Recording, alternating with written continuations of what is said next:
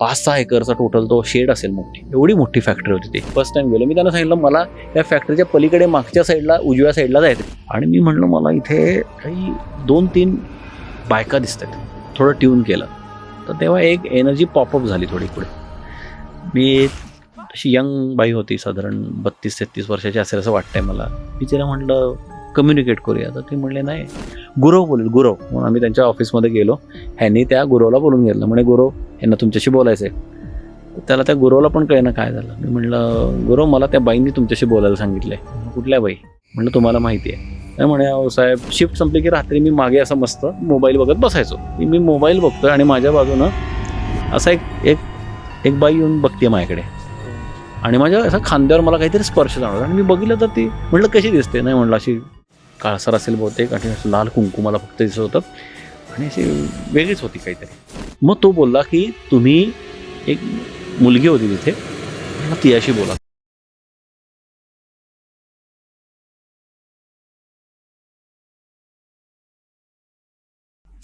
नमस्कार मित्रांनो, cutting by meeting by Chetan Patil या पॉडकास्टवर तुम्हा सगळ्यांचं पुन्हा एकदा स्वागत आहे.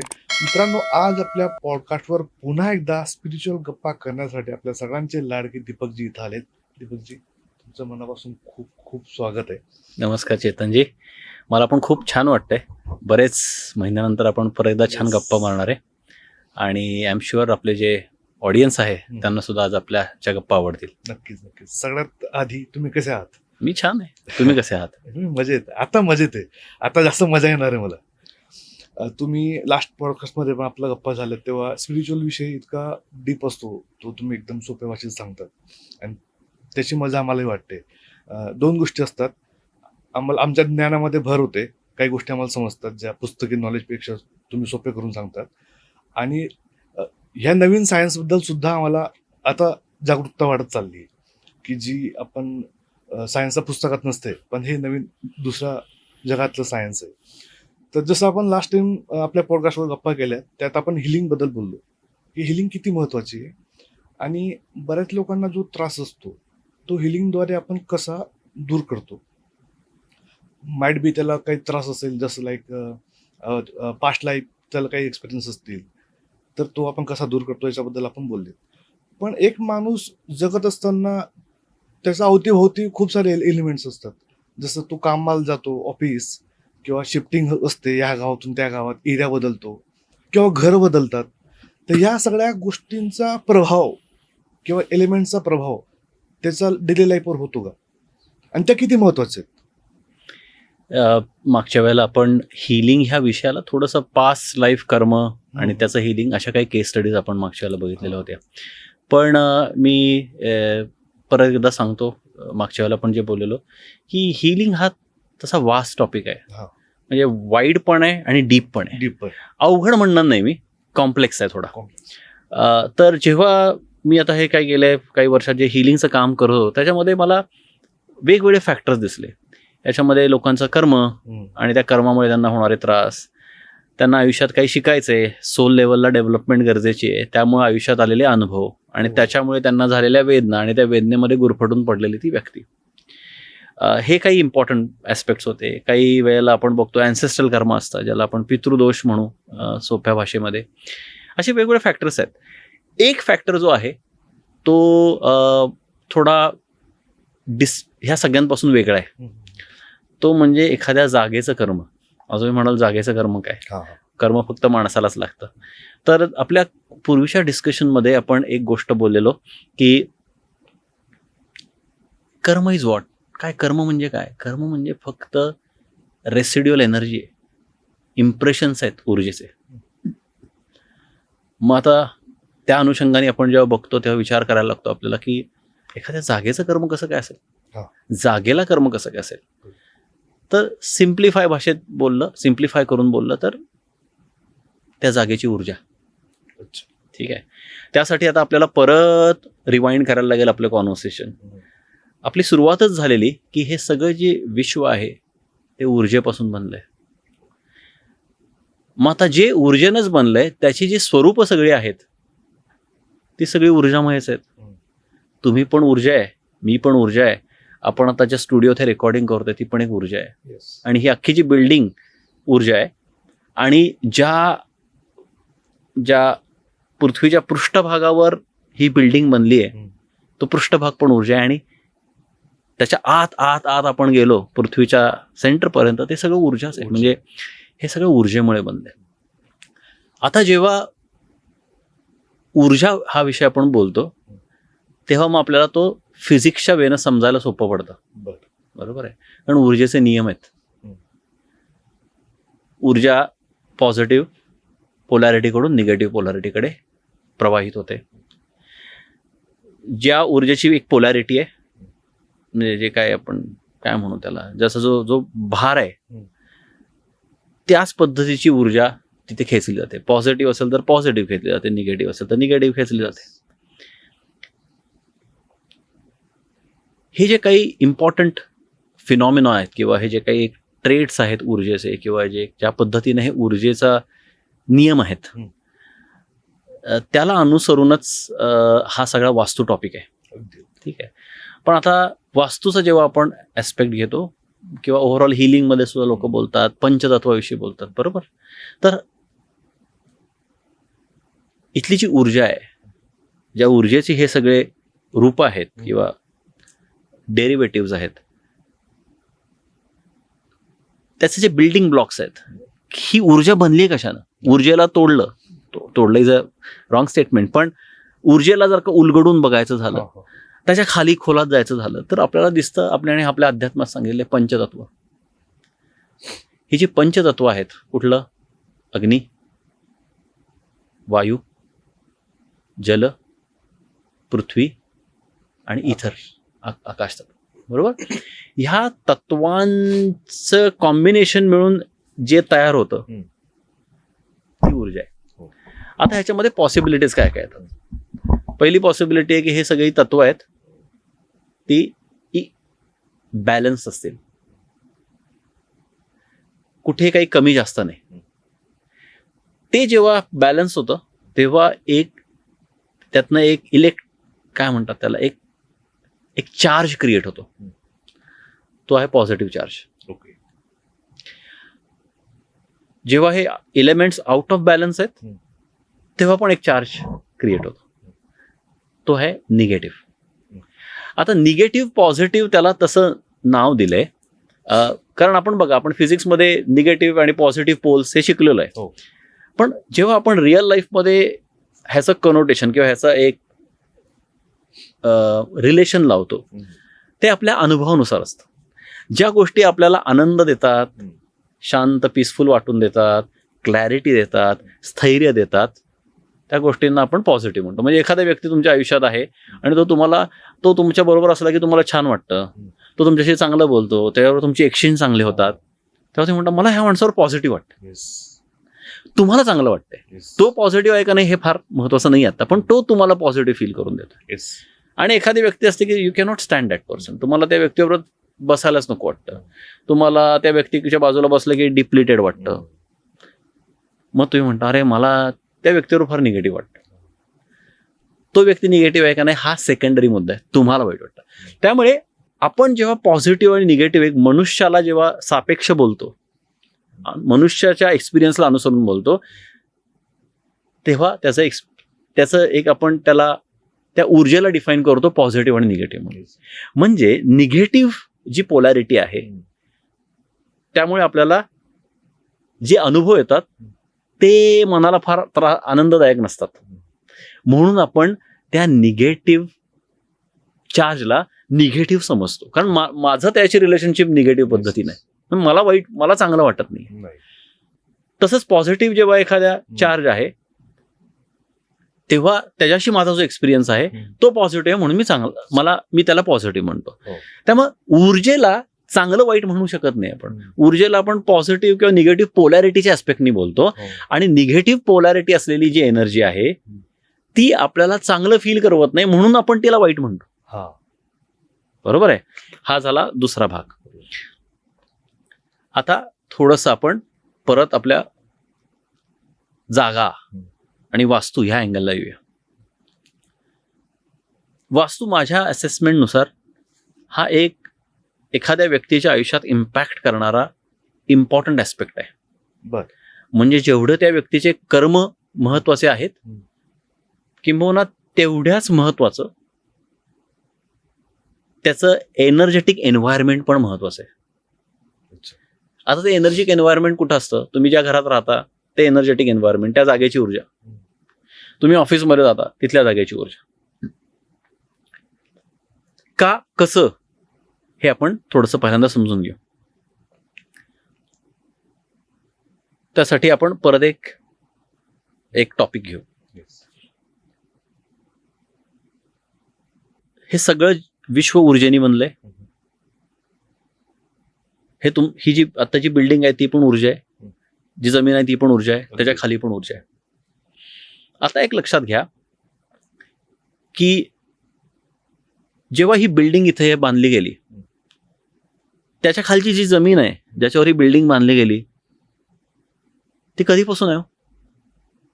जेव्हापासून पृथ्वी आहे तेव्हापासून. बरोबर आहे.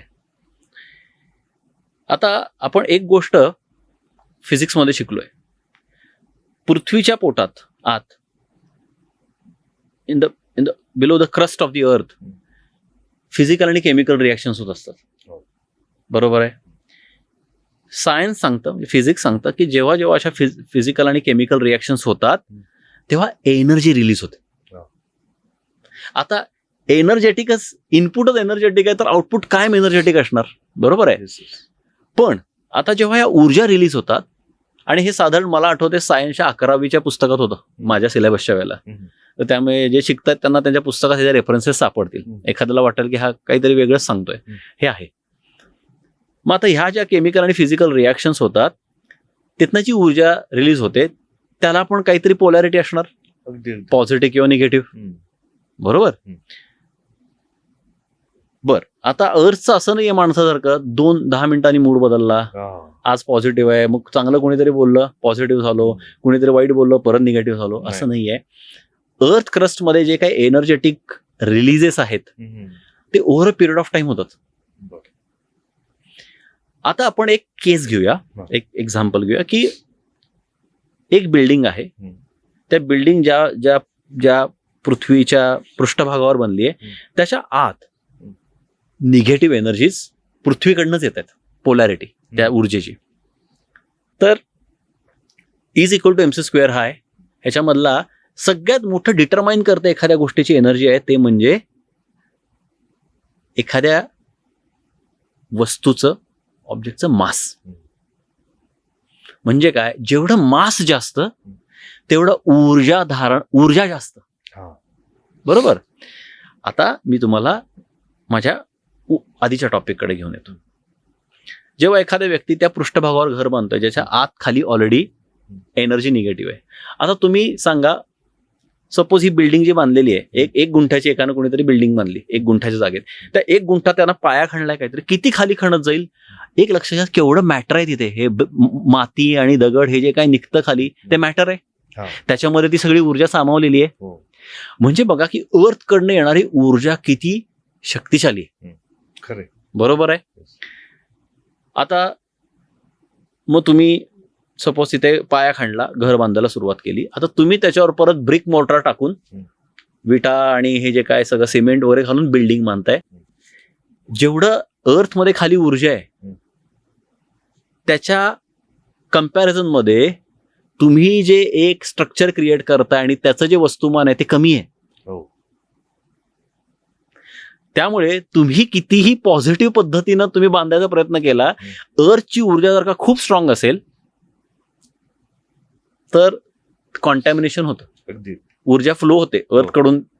त्या म्हणजे काय म्हणतात त्याला, त्या पॉझिटिव्ह. आता बांधकाम कधी पॉझिटिव्ह निगेटिव्ह नाहीये, तुमचे इंटेन्शन त्याच्यामध्ये खूप पॉझिटिव्ह आहे असं आपण समजूया. बरोबर आहे.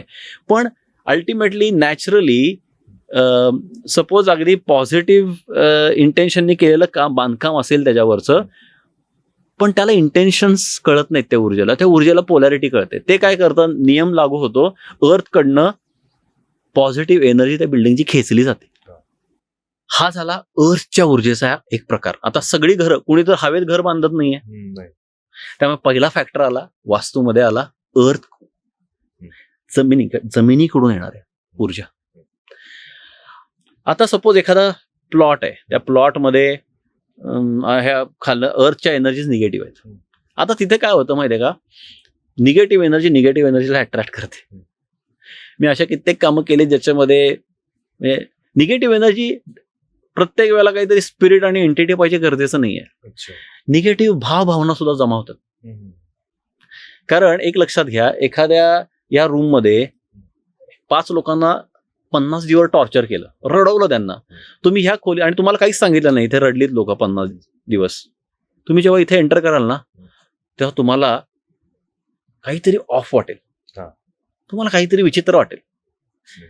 ते आहेत कारण त्यांच्या भावभावनांचे जे कल्लोळ आहेत आणि त्यातनं जनरेट झालेल्या ऊर्जेचे ते काय आपण म्हणू त्याला, ते वेव्हज. हा, ते आपण बोलत होतो की अर्थची ऊर्जा आणि त्याच्यामुळे त्याच्यावरच्या स्ट्रक्चरची ऊर्जा कशी बिल्ड होते. आता दुसरा आपण मुद्दा बघितला की एंटिटीज येत आहेत, म्हणजे निगेटिव्ह ऊर्जा येत आहेत. काही वेळेला स्पिरिट एंटिटीज पण असतात, म्हणजे त्या जागेनं अशा ऊर्जा ओढलेल्या आहेत. आता तुम्ही सपोज ती बिल्डिंग बांधली, युजली वास्तू ज्या जमिनींमध्ये प्रॉब्लेम आहेत तिथे माझा जो अनुभव आहे, मी बिल्डर्स बरोबर काम केलेली आहेत, त्याचं पण मी कारण नंतर सांगतो की बिल्डर बरोबर काम करणं किती चांगलं आहे आणि ते का महत्वाचं आहे. पण बिल्डर बरोबर काम केलेली आहेत, शेतांवर कामं केलेली आहेत, फ्लॅट्सवर कामं केलेली आहेत, फॅक्टरीजवर कामं केलेली आहेत. सगळ्यात पहिला पॉइंट आपल्याला चेक करायला लागतो की इथल्या अर्थची ऊर्जा काय. विहिरीतच पाणी नाहीये तर तुमच्या बादलीत कुठनं येणार. खरं, बरोबर आहे. विहिरीत पाणी आहे, मग तुमची बादली गळकी आहे, तर मग आपण त्याला काहीतरी करू शकतो. जर का त्या तुमच्या बादलीला होल आहे तर तो वेगळा टॉपिक होतो, आणि विहिरीतच पाणी नाहीये तर वेगळे कन्सर्न्स आहेत. बरोबर. हा झाला पहिला इव्हॅल्युएशन, अर्थमुळे इम्पॅक्ट होणाऱ्या एनर्जीज. दुसरा टॉपिक असतो की आता हे बाबाजी सांगतात, ते म्हणतात तू इथं बिल्डिंग बांधू नको, ऊर्जा आहे आणि ऊर्जा राहणार आहे. त्यामुळे ते सांगतात की स्पेसिफिक पद्धतीनं घर बांधलं तर तिथे पॉझिटिव्हच ऊर्जा असणार, आणि स्पेसिफिक पद्धतीनं नाही बांधलं तर नसणार. हे प्रत्येक वेळेला खरं असणं गरजेचं नाहीये. कारण ते म्हणतात की तुला वाटतं की तू भिंती बांधून एनर्जीचा फ्लो बदलवतोय, पण एनर्जीज खूप मॅसिव्ह आहेत. आता मी तुम्हाला फक्त अर्थकडनं येणाऱ्या ऊर्जेचं एक्झाम्पल दिलं, एन्व्हायरमेंट मधल्या ऊर्जा बघा काय. मग ते म्हणतात की तू अशा 2-3 भिंती काय अशा वेगळ्या बांधल्या म्हणून फार काही बदलणार आहे का. त्यांचं म्हणणं आहे, त्यांचं हे थोडंसं बोल्ड स्टेटमेंट वाटतील काही लोकांना, पण मी त्याला काही एक्झाम्पल सांगेन नंतर तुम्हाला की मी जेव्हा त्यांनी मला शिकवलं आणि मी डाऊट केलं, आणि पण मी एक्सपेरिमेंट करून बघितलं, त्याचे फायदे झाले. ते आपण एक्झाम्पल मध्ये, केस स्टडी मध्ये बोलूया. पण पहिल्यांदा थोडासा सब्जेक्ट कळून घेणं गरजेचं आहे. आता सपोज तुम्ही त्या जागेवर घर बांधलं, एखादी निगेटिव्ह जागा आहे, पहिल्यांदा त्या बिल्डरला त्रास होणार, त्या तिथले हेवे दावे असणार त्या जागेवर, ती जागा लवकर मिळणार नाही, मिळाली तर मग तिथे काही डेव्हलपमेंटच नाही होणार, काहीतरी सतत किरकिर काहीतरी चालू आहे तिथे. ठीक आहे. आता सपोज काही बिल्डर्स फार जिरेला पेटतात आणि ते बिल्डिंग बांधतात, मग ते विकायला प्रॉब्लेम होतो. तळेगाव मधली एक केस तुम्हाला सांगतो मी, त्या बिल्डरनी बांधलेल्या होत्या आणि त्यांचे फ्लॅट विकलेच जात नव्हते. बिल्डिंग त्यांनी, छोटी बिल्डिंग होती 25 फ्लॅटची, त्यांनी स्वतःचा पैसा टाकून ते इतक्या नेवलेलं, फ्लॅट्स तयार होते पण बुकिंग यायचे, एकही अग्रीमेंट झालेलं नव्हतं, कॅन्सल व्हायचे. तर आपण बोलूया, तर हे बिल्डर लोकांना त्रास होतात. मग ते समहाव ते विकले जातात, मग तिथे राहायला येतात लोक आणि त्यांना त्रास चालू होतात. मग एक आर्ग्युमेंट फार चांगलं लोक करतात, आम्ही फार पॉझिटिव्ह आहे, कशी आम्हाला वास्तू त्रास देते बघतो, वास्तूची ऊर्जा, आम्ही पॉझिटिव्ह आहे. आता इथे जरा थोडंसं आपल्याला परत बेसिक्सला जाऊन बघायला लागतं. आपली पण ऊर्जा आहे, मान्य आहे. आपली ऊर्जा धारण करण्याची आणि ट्रान्सफॉर्म करण्याची कॅपॅसिटी जास्त आहे. कुठलाही इनॅनिमेट ऑब्जेक्ट आहे ना, त्याच्यापेक्षा, ह्या टेबलपेक्षा आपली ऊर्जा बरोबर डील करण्याची कॅपॅसिटी जास्त आहे. पण हे टेबल पण एक ऊर्जा धारण करते आणि मी पण एक ऊर्जा धारण करतोय, बरोबर. पण आता एक लक्षात घ्या, तिथे इज इक्वल टू MC² फार मॅटर करतं. एक वास्तू आहे, ज्या वास्तूचं सपोज ही खोली घेतली आपण, ह्या खोलीचं जर का तुम्ही मॅटर काढलं त्याच्यामध्ये असलेलं, सपोज 1000 किलो आहे आणि आपण 2 लोक बसलोय 50-50, 70-70 किलोचे, 100 किलोचे पकडू, 200 किलोचे. वास्तूची ऊर्जा हावी करते because of the shear mass it holds. बरोबर, हा पहिला मुद्दा आहे. दुसरा मुद्दा आहे की एखाद्या म्हणतात आम्ही पॉझिटिव्ह राहणार. एक लक्षात ठेवा, पॉझिटिव्ह असणे हा कॉन्स्टंट फिनॉमिना नाही आहे. तुम्हाला दिवसातनं असे क्षण येणार जेव्हा तुम्हाला लो वाटणार, तुम्हाला राग येणार, तुम्हाला भीती वाटणार, कारण तुमच्या आयुष्यात तुम्ही आयुष्याचा गेम खेळताय. तुम्हाला कोणीतरी वाईट बोलणार, तुम्हाला कधीतरी काही होणार. जेव्हा जेव्हा हे होणार तेव्हा तुमच्या ऑरामध्ये क्रॅक्स आणि होल्स होणार. आता ही ऊर्जा अशी एका दमात फुग्यातनं हवा काढल्यावर की खेचली जात नाही, over a period of time खेचली जाते. आणि जोपर्यंत त्या व्यक्तींच्या एनर्जीज घरातल्या आणि वास्तूची एनर्जी एकाच निगेटिव्ह लेवलला येऊन थांबत नाही, आणि मग लोकांना जाणवायला लागतं की आता मला त्रास होतोय घरामध्ये. ठीक आहे, तर आता इथे काय होतं तुम्हाला सांगू का, स्पिरिट एंटिटी हा टॉपिक त्या वास्तूच्या ऊर्जेमुळे खराब झालेला असतो. बरोबर आहे.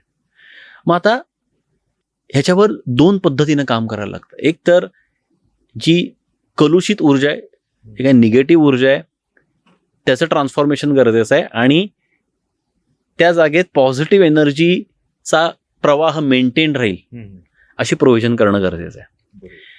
आता थोडंसं हे जे मी बोलतोय ते जे काही आपले वैदिक किंवा ट्रेडिशनल वास्तुशास्त्रामध्ये जे लोक काम करतात त्यांना कदाचित थोडं ऑड वाटेल, आणि मला कुठेही माझ्या कॉन्व्हर्सेशनमध्ये किंवा बाबाजींचं पण म्हणणं नाही की हे शास्त्र चुकीचं आहे वगैरे. हे चूक बरोबर काही नाहीये, पण गोष्टींना म्हणजे एका रुग्णाला बरं करण्याचं, कॅन्सर बरं करण्यासाठी औषधं आयुर्वेदात पण आहेत, ॲलोपॅथीमध्ये पण आहेत. पण बरेचदा ॲलोपॅथी डॉक्टरांना वाटतं की नाही हे आयुर्वेद कसं ट्रीट करेल, इट इज अ ॲलोपॅथी केस नाहीये. बरोबर. तसेच ह्या एकाच प्रॉब्लेमकडे बघण्याच्या आणि सॉल्व्ह करण्याच्या पद्धती आहेत. ती मी पद्धत जी माझ्या गुरूंनी बाबाजींनी शिकवले ते मी सांगतोय. तर ते काय म्हणतात की आता प्रॉब्लेम एनर्जेटिक आहे ना, लोक सफर कशाने करतायत, एनर्जीनं. मग तू एनर्जीवर काम कर. ते म्हणतात प्रॉप्स कशाला वापरतो, म्हणजे काही लोक रत्नांचा वापर करतात, काही लोक अजून काही यंत्र वगैरे वापरतात. ते म्हणतात की ऊर्जेच्या लेवललाच चेंज कर. म्हणजे आता युजली काय होतं, जेव्हा काही लोक रत्नांचा वापर करतात किंवा क्रिस्टलचा वापर करतात तेव्हा ते ती एक ऊर्जा त्या क्रिस्टलमध्ये, त्या रत्नांमध्ये अँकर करतात आणि त्या रत्नाला, त्या क्रिस्टल्सला जॉब देतात की इथली एनर्जी ट्रान्सफॉर्म करत राहा, चेंज करत राहा. बरोबर. आता ह्याच्यामध्ये पण मग ते म्हणतात क्रिस्टल्सला पण कॉन्शियसनेस आहे ना, पण परत तिथे लिमिटेशन्स येतात मासचे. असे कित्येक ठिकाणी मी बघितले, ज्या घरांवर वास्तूंवर काम केलंय मी, लोकांनी ते ग्रिड्स वगैरे बनवलेले असतात, गोष्टी केलेल्या असतात, पण प्रॉब्लेम असतो की ह्यानं ऊर्जा हे डिस्चार्ज होतात.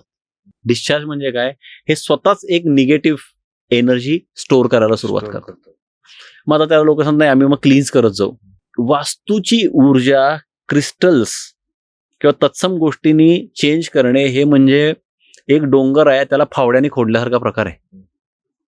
तिथे त्या पद्धतीचं अवजारं लावायला लागतात, अदरवाईज थकून जाईल माणूस.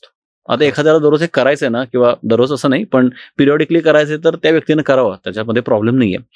पण बाबाजी फार सुंदर बोलतात. ते म्हणतात त्या घरातली प्रत्येक ऊर्जेचा ॲटम आणि मॉलिक्यूल, आता घरातला म्हणजे काय, हे जे मध्ये जे काय आहे एनर्जी ती, आणि या भिंतींमध्ये जे काय एनर्जी असेल, जे काही आहे, किंवा त्या घरातला चमच्यापासून ते त्या घरातल्या कपड्यांपासून ते बेडशीट पर्यंत, everything is the carrier of energy. It holds the energy.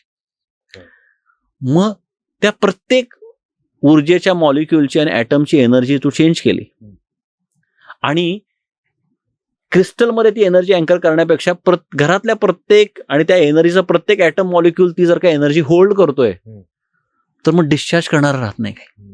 खरं. थोडंसं मी लॉजिकली Logically. सांगतो इथे. हो. ते एक्झॅक्टली काम आहे एनर्जी वास्तू. मग आता इथे काय होतं, बाबाजी म्हणतात डायरेक्शन्स ऑनर झालेले नाही आहेत. एक म्हणजे ट्रेडिशनल वास्तुशास्त्रीमध्ये आपण काय बघतो की बाबा इथे हे टॉयलेट नको, इथे हे नको बिकॉज ऊर्जा डिस्टर्ब होते, निगेटिव्ह ऊर्जा इन्व्हाइट होते किंवा निगेटिव्ह ऊर्जा तिथे येते किंवा क्रिएट होते असं आपण समजू. तर ते म्हणतात की जर का तू ऊर्जेवरच काम केलं तर मग कॉझेस जे आहेत, जे डिरेक्शनला अलाइंड आहेत, त्या कॉझेसवर तुला काम करण्याची गरज नाही. ऊर्जेवरच काम करणार आहेत. लीस्ट लेवलला काय सगळं तोडून फोडून काय अल्टिमेटली हाताला काय लागते, ऊर्जा लागते ना. मग तिथंच जर का चेंज केलं तर त्याचा कॅस्केडिंग इम्पॅक्ट पुढे. ह्याचा अर्थ असा नाही की टॉयलेट लगेच उद्या तिथलं बंद होणार आणि मग तिथे फरशी येणार आणि दुसरीकडे टॉयलेट नाही. कारण प्रॅक्टिकली जर का तुम्ही बघितलं तर बिल्डर, आता मी बिल्डर्स बरोबर काम करतो, जागेंचे भाव, डिमांड, ज्या पद्धतीचं व्हर्टिकल टाउनशिप्स बनतायत, वास्तू कंप्लायंट घरं बनवताच येत नाहीत. म्हणजे त्यांचं मनात नाहीये बनवायचं असं नाहीये, पण प्रॅक्टिकली पॉसिबल नाहीये.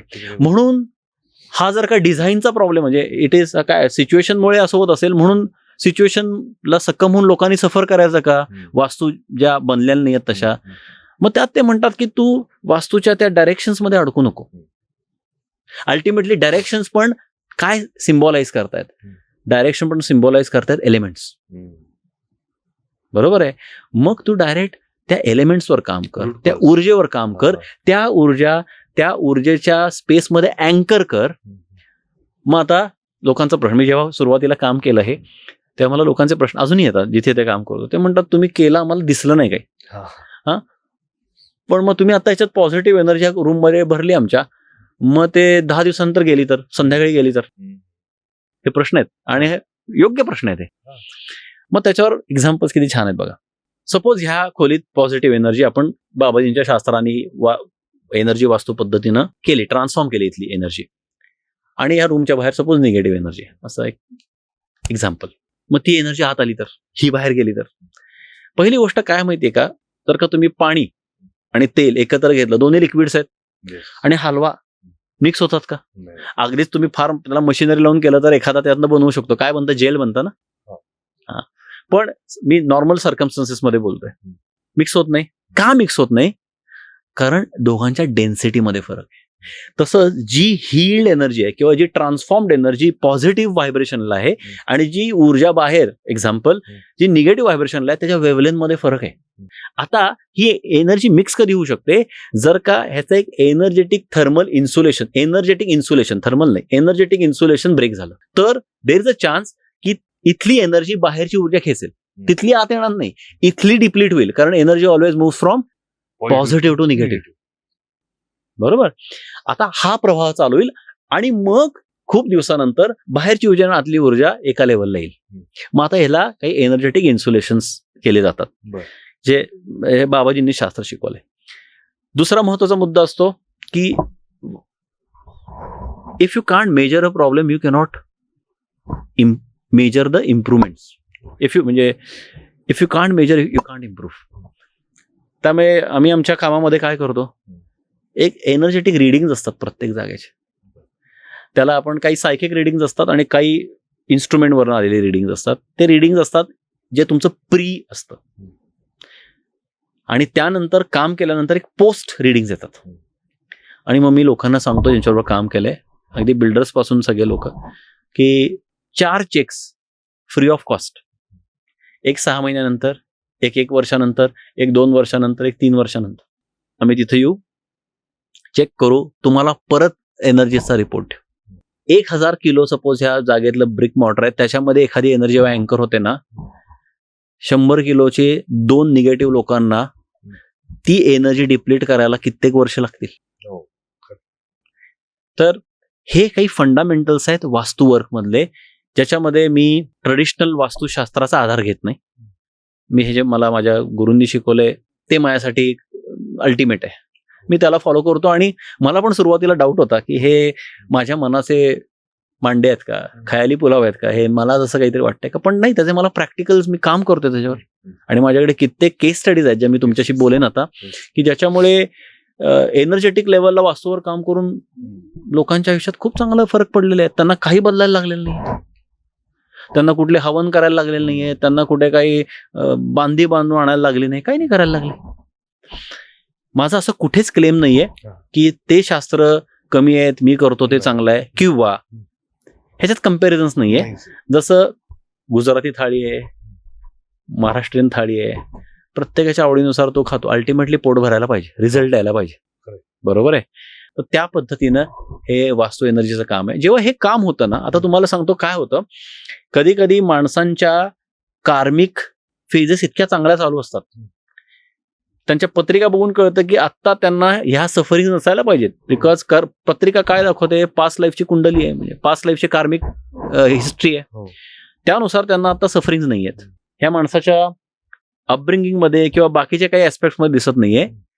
मग बघायला लागतं की त्याच्या वास्तू इम्पॅक्ट करते का, आणि मग काही स्टँडर्ड क्वेश्चन्स आपण विचारतो. कारण वास्तू एखाद्या व्यक्तीला जास्त सफर करते आणि दुसऱ्याला कमी सफर करते असं शक्यतो होत नाही, पण कधी कधी होऊ शकतं. जर का घरातली 4 लोक आहेत, ह्याचा अर्थ असा नाहीये की त्या 4ही लोकांच्या आयुष्यातल्या फेजेस सारख्या चालल्यात. एखादा एक्झाम्पल सांगतो, एखादा 7.5 चाललाय, एखादा राहूच्या कुठल्या तरी एका विचित्र दशेतनं चाललाय, केतू दशेतनं चाललाय. अशा वेळेला काय असतं, त्या माणसाची नॅचरल स्पिरिच्युअल इम्युनिटी कमी असते, आणि त्याला त्या एनर्जीचा, त्या दोषांचा किंवा ती निगेटिव्ह एनर्जी जी आहे, स्पिरिट एंटिटी नाही, जे काही निगेटिव्ह एनर्जी ती जास्त जाणवते वर्सेस ज्याची स्पिरिच्युअल इम्युनिटी चांगली. म्हणजे काय, त्याचे कर्म चांगले, किंवा काही लोकांची साधना असते चालू चांगली, स्वतः म्हणजे जे स्वतःवर साधना करून स्वतःची स्पिरिच्युअल इम्युनिटी वाढवत असतात, त्या लोकांना पण ह्याचा इम्पॅक्ट कमी जाणवतो. पण जाणवणार नाही असं आहे का, नाही, तो कमी अधिक फरकाने जाणवणार. पण काही कॉमन सिम्पटम दिसतात. सगळ्यात पहिला प्रॉब्लेम असतो स्लीप इश्यू. म्हणजे जे मी लोकांना कायम सांगतो, जर का अख्ख्या सगळ्या घरातल्या लोकांना स्लीपचा प्रॉब्लेम ऍट अ टाइम चालू असेल, तर त्यांनी त्यांच्या घराचं एकदा ऊर्जा तपासावी. असं बिलकुल ठेवू नये की नाही हे घर काय मला इम्पॅक्ट करणार, अहम ब्रह्मास्मी. येस, आपण ब्रह्म आहे, पण ते पण ब्रह्मच आहे, ते पण ब्रह्मत्वाचा अंश आहे. बिकॉज अल्टिमेटली आपण सगळे एनर्जी आहे. मी काही वेळेला बघतो की लोक इतके डिप्लीट लेवलला येतात आणि मग हे गोष्ट शोधतात. तर त्यांनी मला कॉन्टॅक्ट करावा असा कुठेही माझा आग्रह नाहीये. पण जर का ज्यांच्या आयुष्यात दिसतंय की पत्रिकेत कुठे त्यांच्या तो प्रॉब्लेम सापडत नाहीये, आता काही लोक ऍस्ट्रो वास्तू पण करतात, मी त्या विषयावर नाही बोलत. जर का त्यांना जाणवतंय की आम्हाला आमच्या प्रश्नांची उत्तरं मिळत नाहीयेत, स्लीप क्वालिटी खूप डिस्टर्ब्ड आहे, घरात असलं की त्रास वाटतो, घराच्या बाहेर छान वाटतं, घरात यायलाच नको वाटतं, घरात वातावरण विचित्र होतं, हे जर का असतील तर त्या लोकांनी ऊर्जा तपासून घ्यावी. अजून एक थोडा गैरसमज आहे की आमच्या घराचा वास्तुदोष आहे म्हणजे स्पिरिट एंटिटी असायलाच पाहिजे, गरजेचं नाहीये. वास्तू एनर्जीनं स्पिरिट एंटिटीचं पण काम होईल, पण मोर दॅन दॅट एनर्जीज रिबॅलन्स होतील, रिस्टोर होतील, जे झालेलं नाहीये. त्याची कारण मी तुम्हाला सांगितलं. अर्थ हा एक इम्पॉर्टंट फॅक्टर आहे. आपण त्या घरामध्ये, म्हणजे एखाद्या घरामध्ये सपोज जर का खूप ट्रॉमा सिरीज चालू आहेत, भांडतायत लोक, त्यांच्या वैयक्तिक कर्म बिघडलेली आहेत, त्याच्यामुळे over a period of time ते त्यांच्या घराची वास्तू डिप्लीट करतायत. ठीक आहे, त्यामुळे ह्याला कॉझेस खूप वेगवेगळे असू शकतात. त्यासाठी त्या वास्तूच्या जायला लागतं, बघायला लागतात. अजून एक इम्पॉर्टंट फॅक्टर आहे, तुम्हाला सांगतो. प्रत्येक वास्तूला काय आपण म्हणू ना, क्षेत्रपाल आणि काही देवता असतात. माझ्या जे काही मी वास्तूचं काम केलं त्याच्यामध्ये मला अजून एक गोष्ट जाणवली. स्पिरिट एंटिटी हा एक पार्ट आहे, पण काही वेळेला त्या जागेतल्या ज्या देवता आहेत त्या देवतांना डिसऑनर केलं किंवा त्या देवतांना जर का अकाउंटच केलं नाहीये, म्हणजे काय, हा तुमचा स्टुडिओ आहे, मी डुप्लिकेट केली बनवून आणली आणि तुमच्या इथं माझं काहीतरी वेगळं डिस्कशन चालू केलंय, तुम्हाला आवडेल का? माणूस एक विसरतो की आपण कस्टोडियन्स आहेत, आपण ओनर नाहीये कशाच. त्यामुळे ओनर जो आहे ना, त्या ओनरला आपण बेदखल करून चालत नाही. आता मग काही लोक म्हणतात आम्ही भूमिपूजन केलं, हे केलं. ते शास्त्रात आहे ते बरोबर आहे का? बरोबर आहे. पण रिच्युअल्स जेव्हा आपण करतो आणि कुठलंच काम पण रिच्युअल्समध्ये ती जेवढी प्रोसेस इम्पॉर्टंट आहे तेवढी ज्या पद्धतीनं ती प्रोसेस एक्झिक्यूट होतीये आणि ज्या इंटेन्शनने ती प्रोसेस एक्झिक्यूट होते आणि ज्या इंटेन्सिटीने ती प्रोसेस एक्झिक्यूट होतीये त्यानुसार त्याचे रिझल्ट येतात. पण आपल्याकडे समहाव कुठेतरी तो एक थोडासा टॅबू आहे. आपल्याकडे जरा थोडं लोकांना वाईट वाटतं की असं आपण विचारायला की अरे तुम्ही ते हे करताय मग ते नीट करताय ना, किंवा करणारा पण करतायत ना, आणि जो करतोय म्हणजे जो येतोय करायला तो पण वरवर करून घेणारा पण बरोबर, असं नाही करून चालत. ती इंटेन्सिटी लागायला लागते. म्हणजे सपोज एखादे काही सपोज वास्तुशांत होती तर तेवढ्या थरोली ते व्हायला पाहिजे, तेवढे ते मंत्रोच्चार त्या गोष्टी तेवढ्या पद्धतीनं व्हायला पाहिजेत. आणि इथे लोकांनी थोडंसं कसं आहे, आपल्या शास्त्रात जे सांगितले चुकीचं नाहीयेच, पण ह्याचा अर्थ असा कुठेच नाहीये की आपण ते कुठंतरी समजून न घेताच करायला पाहिजे. समजून घ्यायला काय प्रॉब्लेम आहे? म्हणजे सपोज माझ्या गुरुजी आलेत माझ्या घरी आणि ते एखादी पूजा करतात, सपोज वास्तुशांत करतात माझ्याकडे, तर कुठेतरी मी एकदा काय बघायला हरकत आहे की त्याच्या आधीच्या एनर्जीज आणि त्यानंतरच्या ऊर्जेमध्ये काय फरक पडलाय. कारण अल्टिमेटली ही शास्त्र जी बनलेली आहेत ती सगळी ऊर्जेवर आधारित आहेत, पंच महाभूतांवर आधारित आहेत. बरोबर आहे. तर कुठेतरी एक जागृत समाज जर का हवा असेल ना, तर डाऊट म्हणून नाही प्रश्न विचारायचे लोकांना. एक्झॅक्टली. समजून घेण्यासाठी प्रश्न विचारायचे, डाऊट घेण्यासाठी नाही. आणि ह्या प्रश्नांची उत्तर जेव्हा लोकांना मिळतील, जेव्हा लोकांना दिसेल, तेव्हा त्यानंतर सपोज वास्तुशांत करणारे गुरुजी असतील किंवा वास्तुशांत करून घेणारे जे काही दुसरी साईडचे लोक आहेत, त्यांना त्याचा पूर्ण त्याच्यामध्ये एक इन्व्हॉल्वमेंट येईल. हे टिक इन द बॉक्स म्हणून होत नाही. मग लोकांनी कशाही पद्धतीने करावं, माझ्याकडे असं मी बिलकुल म्हणत नाहीये. पण सपोज तुम्ही ज्या पद्धतीने हे करताय, प्रश्न विचारा, समजून घ्या, डाऊट म्हणून नाही, क्लॅरिटी म्हणून. आणि मग त्यानंतर काय होतं माहितीये का, जेव्हा तुमचे डाऊट जातात, जेव्हा क्लॅरिटी येते, तेव्हा तुमचा ट्रस्ट येतो, तेव्हा तुमचा फेथ येतो आणि तेव्हा तुम्हाला रिझल्ट येतात. पण जर का पहिल्या मिसिंग लिंक्स आहेत तर करणाऱ्याला पण ती मजा येत नाही, करून घेणाऱ्याला पण येत नाही, ट्रस्ट एस्टॅब्लिश होत नाही, त्यामुळे फेथ येत नाही आणि फेथमुळे रिझल्ट येत नाही. आणि श्रद्धा आणि सबूर हे जे साईबाबांनी सांगितले ते सगळीकडे कुठल्याही, आता हे हिलिंग आपण बोललो, वास्तूचं हिलिंग किंवा एनर्जी वर्क किंवा पर्सनल वर्क, सगळीकडे हा लॉ अप्लाय होतो. म्हणून प्रश्न विचारणं गरजेचं आहे आणि लोकांनी ऑफेंड न होता उत्तर देणं गरजेचं आहे. तेव्हाच समाजामध्ये एक चेंज येईल.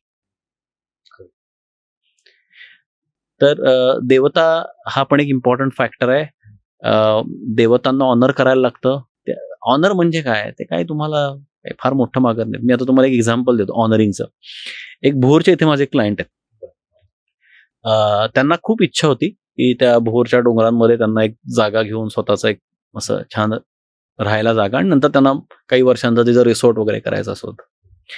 आता त्यांच्यावर मी खूप आधी काम केलं, त्यामुळे ते बोलले की मी आता ते बऱ्यापैकी बांधले, पण मला कळत नाही तिथे मी काय करू. He was very confuse. त्यांचे असे खूप वेगवेगळे विचार होते त्यांना. तिथे काहीतरी एका बाजूला कशाची शेती, मोरिंगाची शेती करायची होती. एका बाजूला त्यांना तिथे काय वाटत होतं, त्यांना कुक्कुटपालनच करतो. एकदा वाटत होतं की तिथे मी रिसॉर्ट करून तिथे लोक. He was totally confuse. And काय होतं, पैसे खूप घालून बसले, 60-70 लाखाची इन्व्हेस्टमेंट झालेली, आणि जे काही त्यांना वाटलेलं त्यातलं काहीच होताना दिसत नव्हतं. आणि देन ही सेड, माझा प्रॉब्लेम आहे की मी खूप कन्फ्युज्ड आहे मला, आणि आता ते मला स्ट्रेस द्यायला लागले. मग ते म्हणले की तुम्ही आमची जागा बघा आणि काय असेल ते. जागा गेलो, लोकेशन अफलातून, one of the best locations that I visited. पण जेव्हा त्या जागेला कनेक्ट केलं ऊर्जेला, तेव्हा त्या जागेनं सांगितलं, बेसिकली मी त्यांना विचारलं, हे खाली असं आम्ही बघितलं, त्यांचं खाली पण असं स्टेप अप लँड होतं, इथं त्यांचं थोडं लँड होतं, असं थोडं डोंगर, आणि वर पण लँड होतं. खाली म्हणलं तिथे काही स्मशान आहे का? ते म्हणले मी काय विचारलं नाही. म्हणलं तुम्हाला, आणि म्हणलं पहिली गोष्ट मला मेसेज आला की तिथे एक काही झाड लावायला लागेल, पिंपळाचं वगैरे. आणि दुसरं महत्त्वाचं होतं की तिथे ओरिजिनली एक त्यांच्या हद्दीत नव्हतं, खाली होतं, पण तिथं काही स्मशान होतं कसं नाही विचारलं. ते म्हणले मला काय माहित नाहीये. आणि असं खाली पाणीच होतं आणि पाण्याच्या बाजूला काय असेल आणि वरनं असं नीट खालचं दिसत नव्हतं. पण तो पहिला एक मेसेज आला आणि त्यांना म्हणलं इथे डावीकडे बहुतेक 200 मीटरवर एक मारुतीचं देऊळ असणं शक्यता, इथली ग्रामदेवता आहे ती, तर त्याचं ऑनरिंग तुम्ही करा. ते म्हणले ठीक आहे. आणि म्हणलं मला इथे काय दिसतंय, हा ते स्मशान आहे त्याच्या बाजूला तिथं क्षेत्रपालाची एक जागा आहे. तुम्हाला त्या क्षेत्रपालाचं रिच्युअल कम्प्लीट करायला लागणार आहे. आणि तो जो क्षेत्रपाल आहे तो तुम्हाला हे सगळे कन्फ्युजन्स क्रिएट करतोय आणि तुम्ही थोड्या डिस्ट्रेसमध्ये ह्याच्यातनं चाललाय. आता ते जेवढं तुम्हाला ते कॅज्युअल वाटेल तेवढंच त्यांना पण ते कॅज्युअल वाटलं. हे काय कोण क्षेत्रपाल, काय नाव नाही, काय नाही. काही वेळेला नावं येतात, काही वेळेला येत नाहीत. तर ठीक आहे. मग तरी त्यांनी ते थोडं 1 महिनाभर इग्नोर केलं. त्यानंतर ते एक दिवस परत आले. मला म्हणले तुम्ही ते सांगितलेलं आणि ज्या माणसाने मला ही जमीन इथली विकली, एक त्यांचा होता माणूस एजंट आणि त्या गावचाच होता तो. तर त्याने एकदा त्यांना विचारलं दबकत की काय इथं. तो म्हणला हो म्हणे तिथं स्मशान होतं आणि तिथे आमची क्षेत्रपालाची जागा आहे तिथे आणि तिथं मी तुम्हाला सांगणार होतो साहेब, पण तुमचा ह्याच्यावर विश्वास असेल का नाही माहित नाही, ते दरवर्षी आम्हाला त्याचं देणं द्यायला लागतं आणि मी तुम्हाला जागा घेतानाच सांगणार होतो की तुम्ही त्याचं द्या. मग त्याला तिथे त्यांना तो बळी वगैरे काय काय द्यायला लागलं. आणि त्यानंतर त्या माणसाला क्लॅरिटी यायला लागली काय करायचं. त्यानं मग पुढच्या 2 महिन्यात त्याचे पेंडिंग सगळं त्याला काम संपवलं आणि त्याचं तिथे सुंदर त्यानं रिसॉर्ट काढलंय. आणि मंदिराचं काय मंदिर होतं. मंदिराचं त्याला, कारण कसं होतं आता तिथली जी ग्रामदेवता आहे तिचा अंमल त्या जागेवर आहे. तर त्याला त्यांना जे तिथलं ऑनरिंग करायला लागतं. म्हणजे मी तुम्हाला भाडं तुम्ही हा जो स्टुडिओ वापरता, सपोज जर का तुमचा भाड्याचा आहे तर तुम्ही त्यांना भाडं देणार ना मालकाला. ऑनरिंग म्हणजे ते आहे. त्यांना काही पैसे नको असतात. फार कमी वेळेला त्यांना असं काही बकरच का असं काही गरजेचं नसतं. ॲक्नॉलेज करणं बरेचदा गरजेचं असतं आणि बेसिक गोष्टी असतात. त्या जरी केल्या तरी त्या ऊर्जा ज्या आहेत, ज्या आपल्या अगेन्स्ट आहेत त्या आपल्या फेवरमध्ये होतात. आणि वास्तूंच्या देवता आहेत, स्थानांच्या देवता आहेत. हा पण एक वास्तूमधला फार मोठा ॲस्पेक्ट आहे. म्हणजे तुम्ही फक्त भिंती करेक्ट केल्या आणि टॉयलेट इकडचं तिकडे ठेवलं. आता तुम्हाला अजून एक छान अशाच पद्धतीचं एक केस स्टडी सांगतो, बाणेरमधली ही. सो त्या माझ्या क्लायंटची इन्क्वायरी आली आणि मग मी व्हिजिटला गेलो तिथे.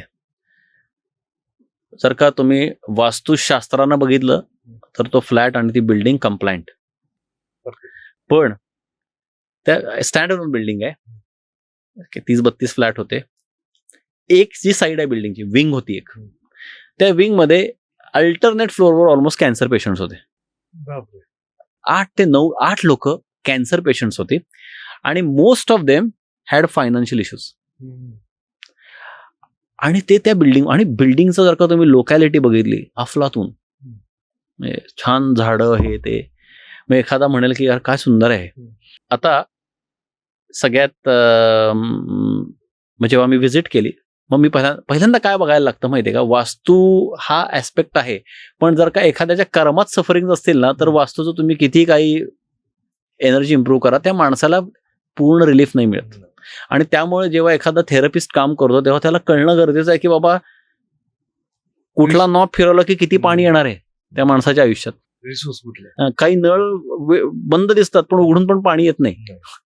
ठीक आहे, त्यामुळे त्याला त्यावेळेला हात न लावलेला चांगला असतो. तर मी ज्यांनी मला बोलवलं त्यांनी मला सांगितलं की त्यांना प्रचंड व्यसन त्यांचे जे हजबंड होते त्यांना झालं. त्यांच्या घरामध्ये मी आणि चांगल्या म्हणजे त्यांचे जे हजबंड होते he was working at a very senior level in a company. आणि ह्या ज्या बाई होत्या सुशिक्षित फॅमिली, एकदम सुशिक्षित फॅमिली. आणि ते म्हणत होते आम्हाला फायनान्शियल लॉसेस होत आहेत, हे होत आहे ते होत आहे. घरामध्ये जवळजवळ 17-18 मांजरी होत्या त्यांच्या अशा वेगवेगळ्या. आणि एक रूम, मग मला त्या रूमकडे लक्ष गेलं. ठीक आहे, मी म्हणलं मला त्या रूममध्ये जायचं आहे. 3 BHK फ्लॅट, एक रूम बंदच नाही. म्हणत तिथं आम्हाला सगळ्यांना भीती वाटते, आम्हाला तिथं काहीतरी सतत जाणवतं.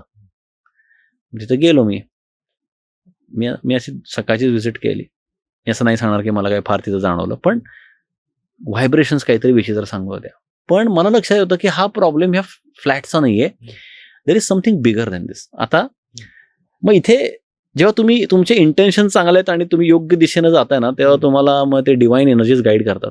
बाबाजींनी सांगितलं की ही जागा आहे, ह्याच्या जागेपासून दक्षिणेकडे साधारण एक 300 मीटरवर एक ख्रिश्चन लोकांचं ते असतं ना, म्हणजे काय म्हणतात त्याला, एक चर्च आहे आणि इथं त्यांची स्मशानभूमी होती. आता मी हे त्यांना बोललो त्यावेळेला की म्हणलं मला हा तुमच्या जागेचा प्रॉब्लेम दिसतोय, फ्लॅटवर काम करून उपयोग नाहीये, म्हणजे it will give you temporary remedy because खूप विचित्र आहे सगळं एन्व्हायरमेंट इथलं. मग मी त्यांना सांगितलं की असंच चर्च. मग तो माणूस जरा थोडासा जागा झाला. तो म्हणला चर्च तर आहे, ते आता मला माहित नाही बरं का ते जागेतलं, म्हणजे मी आधी काय रेखी करून गेलोय जागेची, गुगल मॅपवरनं बघितलंय, बिकॉज मला माहित नाही ना तिथे काय मॅनिफेस्ट होणार, ते काय प्रॉब्लेम बोलणार आहेत. आणि मग ते बोलले म्हणलं ह्या जागेचा जो बिल्डर आहे, तो बिल्डर ही बिल्डिंग बांधल्यानंतर संपला का ऑलमोस्ट. तर ते म्हणले हो, त्याने आत्महत्या केली. ठीक आहे. मग त्याने सांगितलं आणि त्यांची वाईफ त्यांच्याकडे बघते, तुम्ही ह्यांना आत्ता सांगताय, ते आधी का नाही तुम्ही सांगितलं. नाही म्हणे मी विसरून गेलो, मला एकदम आत्ता आठवलं. तेव्हा कधी कधी जेव्हा ती वेळ यायची असते ना, तेव्हाच तो जो दोरी ओढून ती गाठ निघायची असते ती निघते. तर त्यांनी स्वतः सांगितलं, ते जे क्लायंट होते त्यांनी, की इथे आम्ही जेव्हा घर बुक करायला आलो तेव्हा इथं त्या कामगारांची कुजबूज होती की त्यांना इथे 2-3 प्रेताशी असं म्हणजे सापडलेलं खाली. पण सगळ्यांना वाटलं की जुनं कुठलं काय असेल काय माहिती. तर त्यांच्या ज्या एनर्जीज होत्या त्या जागेतल्या, त्या एनर्जीज त्या जागेला त्रास देत होत्या. पण या जागेवर काम झालं नाही, हे पण मी तुम्हाला सांगतो. त्यांच्या फ्लॅटवर काम केलं मी त्यांना म्हणलं तुम्ही सगळे तुमच्या बिल्डिंग मधले एकत्र या आणि तुमच्या अख्ख्या जागेचं काम करून घ्या. आता तुम्ही म्हणाल मग तुम्ही का नाही केलं. एक लक्षात घ्या, फ्री विलच्या बाहेर जाऊन नाही काम करायचं कधी. आपल्याला कधी कधी दिसत असतं की पुढचा माणसाला भयंकर त्रास आहे, तुम्हाला त्याचा त्रासाचं कारण पण कळत असतं, पण जोपर्यंत तो म्हणत नाही ना की माझ्या त्रासावर काम करा, त्याची इच्छा नाहीये, तोपर्यंत हिरोगिरी करून न मी तुम्हाला बाहेर काढतो, अख्ख्या बिल्डिंगला मी बाहेर काढतो, बिलकुल नाही करायचं. मग मी त्यांना सांगितलं, वाटलं मी तुमच्या सगळ्या ऑक्युपंट रेसिडेंट्स जे आहेत त्यांच्याशी बोलतो, कारण ते म्हणत नाही सगळ्यांना होच म्हणतील, पण लोक एकत्र येऊन त्यांनी तर रिझॉल्युशन नाही केलं. मी त्यांना म्हटलं मी काय करू शकतो इथे, मी टेम्पररी तुमच्या जागेची एनर्जी इथल्या बदलेन, जे काय असेल ते काम करेन. टेम्पररी म्हणजे काय, इथे 2-3 दिवस नाही, 6 महिने, 8 महिने, वर्ष, 2 वर्ष घ्या, पण अल्टिमेटली तुम्हाला ही जागा सोडायची. कारण काय होणार आहे, हे जे इन्सुलेशन मी बिल्ड केलंय, कारण इतका क्युओटिक एनर्जी होत्या तिथल्या की ते विअर आउट होणार काही वर्षानंतर. मग जेव्हा ते विअर आउट होतंय तर तुम्हाला तिथनं निघायला लागेल. जर का तुम्ही बिल्डिंगचं काम केलं तर all of you stay can hear for ever. मग लोकांची अपेक्षा असते, मग आता आमचा कॅन्सर रिव्हर्स होणार का, ते कसं होईल. जेव्हा एनर्जी एका मटेरियल लेवलला मॅनिफेस्ट होते ना, तेव्हा ते तुम्हाला मटेरियल मधनं मागे नाही घेता येत. तिनं जो एक ठराविक एक्सटेंटचा डॅमेज जो केलेला असतो, तो डॅमेज झालेला असतो. हा होता दुसरा जागेचा. आता तिसरा एका बिल्डरची केस सांगतो. आता इथे पण देवतांचा संबंध कसा येतो, इथे ती थोडी कंबाईंड केस आहे. ही केस आहे खडकवासल्याची इथली. आता एक्झॅक्ट नाव नाही सांगत, नाही तर कळेल. ते छोटं गाव आहे कारण ते तिथलं खडकवासल्याच्या अलीकडेचं एक गाव. माझे एक क्लायंट होते, ज्यांचं मी वास्तूचं बरंच काम केलं होतं एनर्जीचं. तर ते बोलले की आम्ही एक जागा घेतली आणि तिथे प्रोजेक्ट केला. 2 फेजेसचा प्रोजेक्ट होता तो, आणि फेज 2 आमची संपत आली, पण फेज 1 काही केला दुसऱ्या मजल्याच्यावर जातच नाहीये. ते म्हणले की आम्ही कंटाळलो आणि ती फेज 2 सोडून दिली. फेज 1 बाजूला ठेवली आणि फेज 2 वर फोकस करून फेज 2 बनली. पण प्रॉब्लेम असा आहे की जोपर्यंत आमची फेज 1 पण बनत नाहीये आणि ते युनिट सेल होत नाहीये, तोपर्यंत वी आर नॉट प्रॉफिटेबल. मग ते म्हणले काय उपयोगच काय हे सगळं बांधून. मग आम्ही फेज 1च्या, आता त्या फेज 2 फेज 1 म्हणजे असं काही 5-6 किलोमीटरचं अंतर नव्हतं, 2 लॉजिकल तुकडे होते त्या जागेचे केले. ही फेज 1 ही फेज 2, पण एकच प्लॉट होता तो मोठा.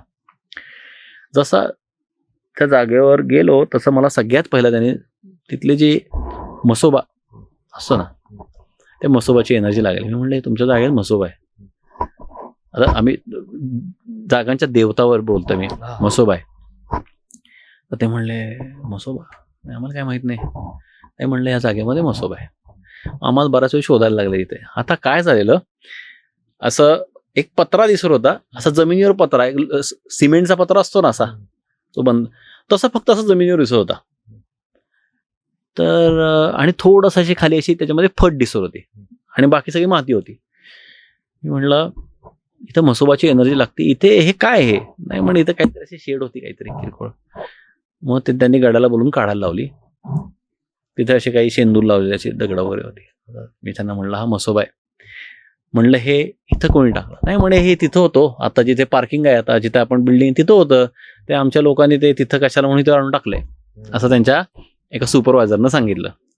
म्हणलं तुम्ही तिथेच सगळ्यात मोठा घोळ केलाय.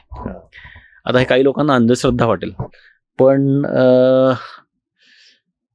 मी हे स्वतः अनुभवलेलं आहे आणि मला पब्लिकली येऊन अंधश्रद्धा पसरवण्याचा माझा कुठलाही मानस नाही आहे. तर त्यांना सांगितलं की सगळ्यात पहिली मोठे इथं तुम्ही तो म्हसोबाचा तुम्हाला एक दोष लागलाय. दुसरं महत्त्वाची गोष्ट, मला तिथे एक नसलेलं म्हणजे कसं, कारण तिथे आता ऑलरेडी बेअर शेल बांधकाम झालं 2 मध्ये, नुसते असे स्लॅब पडलेले आणि असे खांब असतात ना बाजूला, ते असे पिलर्स होते आणि असं खाली ते हे पडलंय, सळ्या पडल्या, खिळे पडले, असं त्यांचं सगळं असं ते पडलेलं होतं. आणि ते बरेच दिसत होतं की ते बंद आहे बरेच वर्ष, असं त्यांच्यावर ते काळं घाणबिण पडलेली अशी काय काय. तर तिथे मला एक झाड दिसलं, ते कडुनिंबाचं झाड होतं आणि तसं मोठं दिसलं आणि तिथे मला एक त्या खाली एक माणूस मरून पडलाय असं एनर्जेटिकली दिसत होतं. तर मी त्यांना म्हणलं इथे कोण गेलंय का? नाही म्हणे काय, बिल्डर्स लोक होते ना, ते म्हणले काय नाही. म्हणलं जागा कोणाची आहे? तर ते म्हणले जागा XX व्यक्तीची. आता नाव सांगितलं तर ते गावच कळेल म्हणून नाव सांगत नाही, त्या व्यक्तीचं आहे. म्हणलं ठीक आहे, त्यांच्याशी बोलायला मिळेल का? तर त्यांना बोलवलं त्यांनी. मी दुसऱ्या दिवशी मग त्या दिवशी काय आलं, त्या दिवशी मी त्यांना सांगितलं की हा असा म्हसोबाचा इश्यू आहे आणि आपल्याला ह्याच्यावर काम करायला लागेल, पण एक मला इथे काही स्पिरिटची एनर्जी पण दिसते आणि मला अजून काय कळत नाही, पण देर इज समथिंग एल्स. तर आपण परत एकदा बघू, कारण मी त्यावेळेला असं दुपारनंतर गेलो व्हिजिटला, मग दुसऱ्या दिवशी आम्ही परत गेलो.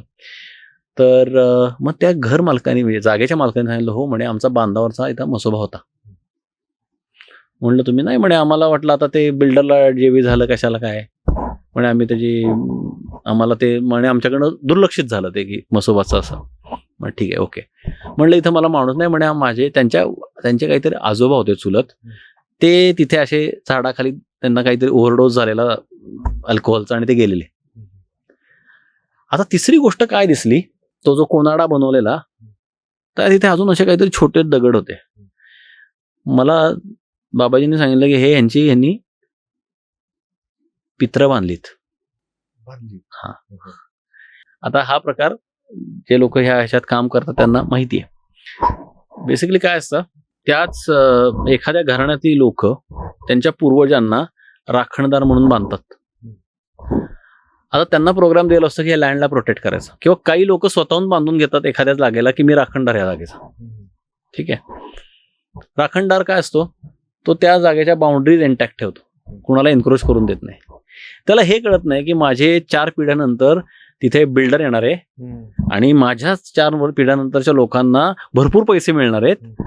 त्यांना असतं की हा बिल्डर आउटसाइडर आहे, ते प्रोग्राम केलाय, त्यानुसार ते काम करतात. आणि तिथे ती पित्र बांधलेली होती आणि हे त्या माणसा, आणि तो म्हणला की आम्ही दर वर्षाला इथे येऊन त्यांचं जे काय असतं ते रिच्युअल्स करतो आम्ही. म्हणलं आता तुम्ही तुमचेच पित्र, म्हणलं तुम्हाला याच्यात पुढे जाऊन देत नाहीयेत. असा 2-3 सेसा होता. आता याच्यावर काय, हे जे मी तुम्हाला आधी जे एक शास्त्र बोललो त्यानुसारच आम्ही त्या जागेवर काम केलं.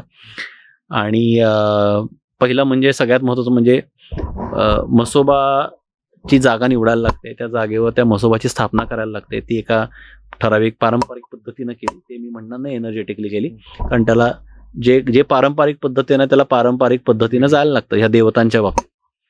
पण ते तिथले जे राखणदार होते, ते जे काही पित्र होती त्यांना शिवतत्वात विलीन झाले, म्हणजे त्यांचे ते पिंड एक तिथे बसवली, त्याच्यामध्ये त्यांचं त्या एनर्जीज रिलीज केल्या आणि त्यानंतर साधारण 1-2 महिन्यानंतर त्या बिल्डरला त्या बिल्डिंगचा सूर सापडला. नाही तर तिथे लेबर थांबत नव्हते, तिथे लोक टिकायचंच नव्हती. समहाऊ ते म्हणले की आम्ही फार ओढून ताणून प्रयत्न केला पण होत नव्हतं. पुढच्या 8 महिन्यात 9 महिन्यात त्यांना तो पुढचा प्रोजेक्ट त्यांनी सगळा अकम्प्लिश केला. आता इथे आपण बघितलं त्या जागेच्या ऊर्जा आणि देवत. आता तुम्हाला तिसरं एक सांगतो फॅक्टरीचं एक्झाम्पल. ही केस आहे चाकण इंडस्ट्रियल इस्टेट MIDC तिथली आहे. हे क्लायंट जे आहेत ह्यांचं मी पर्सनल हिलिंग वगैरे असं करत होतो आणि एक दिवस ते बोलले की मी एका कंपनीत काम करतो आणि he was at a senior level आणि ही कंपनी मल्टीनॅशनल कंपनी आहे. ते बेसिकली असे युरोपियन कंपन्यांसाठी इलेक्ट्रिक पॅनल्स वगैरे असं काय काय बनवतात. सो कंपनी युरोपियन आहे, त्यांचं इथे मॅन्युफॅक्चरिंग प्लांट आहे आणि हा जो माझा क्लायंट आहे ते त्या बेसिकली प्लांटचे head. So he is responsible for profit and loss आणि डेली ऑपरेशन्स आणि ह्या गोष्टी. ते मला बोलले मला हे माझं ऑफिस आणि जे फॅक्टरीचं काम आहे ते मला फार त्रासदायक ठरतंय. काय होतंय नाही म्हणे खूप चिडचिड. एकदा माझी खूप इच्छा आहे की तुम्ही त्या फॅक्टरीला व्हिजिट करा. ठीक आहे बघतो. कारण म्हणे आम्ही काही लोकांना आधी दाखवलं, त्यांनी सांगितलं की तुम्हाला तो प्लांट बदलायला लागेल कारण तो वास्तूच्या दृष्टिकोनानं पूर्ण चुकीचा आहे. त्याचा भार, उतारावर जमीन आहे, मागे पाणी आहे, असे जे काही ट्रेडिशनल वास्तूनुसार जे काही नको असायला पाहिजे ते त्या जागे त्या प्लांटमध्ये आहे. आणि म्हणे हे सगळे युरोपियन ह्याचे सगळे मॅनेजमेंट असल्यामुळे त्यांना असं काय ते वास्तू वगैरे डोक्यात पण नव्हतं काही. मला उगीच वाटत होतं आणि स्पेशली आपलं जे काही गेल्या 1-1.5 वर्षात इंटरॅक्शन आहे त्यानुसार वाटलं की हा वास्तूचा काहीतरी प्रॉब्लेम असू शकेल का. म्हणून मग मी काही वास्तू लोकांना दाखवलं आणि त्यांनी मला सांगितलं की तुम्हाला पर्याय हे बदलायला लागेल. पण ते म्हणे मी त्या मॅनेजमेंटला सांगू पण शकत नाही की हा प्रॉब्लेम आहे, तुम्ही प्लांट बदला. प्रॉब्लेम त्यांचा असा होता की दे were not profitable for 6-7 years. हां, म्हणजे ते ब्रेक इव्हन करायचे किंवा लॉसमध्ये जायचे. आणि ते बोलले की त्याचा स्ट्रेस सगळ्यांनाच होता आणि काही ना काहीतरी मेंटेनन्स निघणार, काही ना काहीतरी प्रॉब्लेम येणार, लोक सोडून जाणार, काही लिटिगेशन त्यांचे चालू होते. त्यामुळे ते बोलले की जेवढं आम्ही प्रयत्न करतोय तेवढं आमची दमछाक जास्त होते आणि याच्यातनं काही प्रोडक्टिव्ह निघत नाहीये. मग त्या व्हिजिटला आम्ही गेलो तेव्हा त्या जागेमध्ये मी खरं सांगू मी कुठे काय हे बघितलंच नाही. त्या जागेची एनर्जी बघितली, त्याच्यामध्ये अर्थच्या एनर्जी डिस्टर्ब होत्या आणि त्याचा एक पॅच होता. मी त्यांना सांगितलं साधारण 1-1.5 किलोमीटर असं आणि पुढे त्या पॅचमधल्या बऱ्याचशा कंपन्यांचं फॉर्च्यून तेवढंच खराब झालेलं. तो एक पॅच होता. मग त्यांना म्हणलं की मी एनर्जेटिकली रेमिडिएट करेन, हे कसं काय होतं बघूया आपण. मग जेव्हा आम्ही त्या जागेच्या एनर्जीज आम्ही चेक केल्या तेव्हा एक असंच रिडिंग आलं बरं का, एक इन्फॉर्मेशन आली एक. आणि आम्ही हे फॅक्टरी बंद असताना करत होतो सगळं ऑब्व्हियसली, कारण सगळीकडे बोलबाला नको काही नको. त्यामुळे ते बोलले थोडं आपल्याला डिस्क्रीट पद्धतीने हे करायचं काम. म्हणजे ठीक आहे, बरंचसं काम डिस्क्रीट पद्धतीनंच होतं.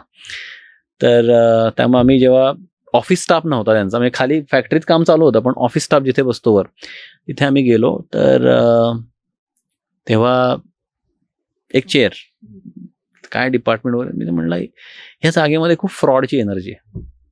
ते म्हणले काय बोलता तुम्ही. म्हणलं मला ते एनर्जी लागते ते बोलतोय मी. तर ठीक आहे म्हणले, मग कशा पद्धतीचं म्हणून नाही सांगते. मग पण म्हणलं इथे काहीतरी इथली जे काही व्यक्ती इन्वॉल्ड असेल जे काय आहे इथे एक फ्रॉड्युलंट एनर्जी इथे सेन्स होती. मग त्या जागेवर वास्तू एनर्जीनुसार काम केलं. आता ते काय केलं हे पण मी तुम्हाला सांगेन, कारण लोकांचा प्रश्न येईल कमेंटमध्ये की हे नुसतंच सांगतात वास्तू एनर्जी पण नक्की काय करतो सांगत नाही. काम केलं, हा नक्की काय करतात हे आम्हाला सांगितलं नाही, तर आपण बोलू दे आणि हे काटू नका, हे राहू देत, ठीक आहे. तर मग जेव्हा वास्तू एनर्जीनुसार काम केलं त्यांना त्यांच्या फॅक्टरीमध्ये काही चेंजेस करायला लागले नाहीत. जेव्हा वास्तूच्या एनर्जी शिफ्ट होतात ना तेव्हा मी लोकांना कायम सांगतो की तुमची काही लोक सोडून जातील, त्या व्हायब्रेशनला मॅच न होणाऱ्या गोष्टी सोडून जातील. त्यात माणसं असतील का तुमचे कस्टमर्स पण जातील काही वेळेला काही, बिकॉज ते तुमच्या त्या त्या ऊर्जेच्या एंटायटलमेंटला मॅच करत नाहीत. आणि तुम्हाला रिवॉर्डिंग कस्टमर्स मिळतील, क्लायंट्स मिळतील, तुम्हाला अजून चांगले एम्प्लॉईज मिळतील. तर जेव्हा ट्रान्सफॉर्मेशनमध्ये आपण काम करतो एनर्जीच्या, तेव्हा त्याचे काही एक मटेरियल इम्पॅक्ट पण असतात. ते असतात म्हणजे तुमचं जेव्हा एक शिफ्ट होणार असतो एनर्जेटिक, तेव्हा तुमचं जुन्या रियालिटीला मॅच होणाऱ्या एनर्जीज आहेत त्या तुमच्यावर पुढे जाऊ शकत नाहीत. तर तसं सुरुवातीला ते 2 म्हणले होते आमचे, ते 2 क्लायंट गेले. मला तर अजून स्ट्रेसफुल वाटते. म्हणलं थांबा, एनर्जी काम करते. आणि साधारण मग त्यांनी मला त्यानंतर परत कॉन्टॅक्ट नाही केला. मला वाटलं काय झालं काय माहिती, मी पण नाही केला. मला त्यांनी बरोबर एक 7-8 महिन्यानंतर मला म्हणले मला तुम्हाला भेटायचं आहे, मग घरी या. घरी गेलो त्यांच्या. त्यांनी लॅपटॉप ओपन केला आणि त्यांनी सांगितलं गेल्या 9 महिन्यानंतर त्यांनी मला बोललं होते. मध्ये 6 महिन्याचा पिरियड गेलेला होता. त्यांनी सांगितलं की ही फर्स्ट क्वार्टर आहे आमची ज्याच्यामध्ये आम्ही प्रॉफिट रिपोर्ट केले आणि तुम्ही जी चेअर सांगितलं तो माणूस स्क्रॅपमध्ये फ्रॉड करायचा आणि त्या माणसाला आम्ही फायर केलं नंतर. त्यामुळे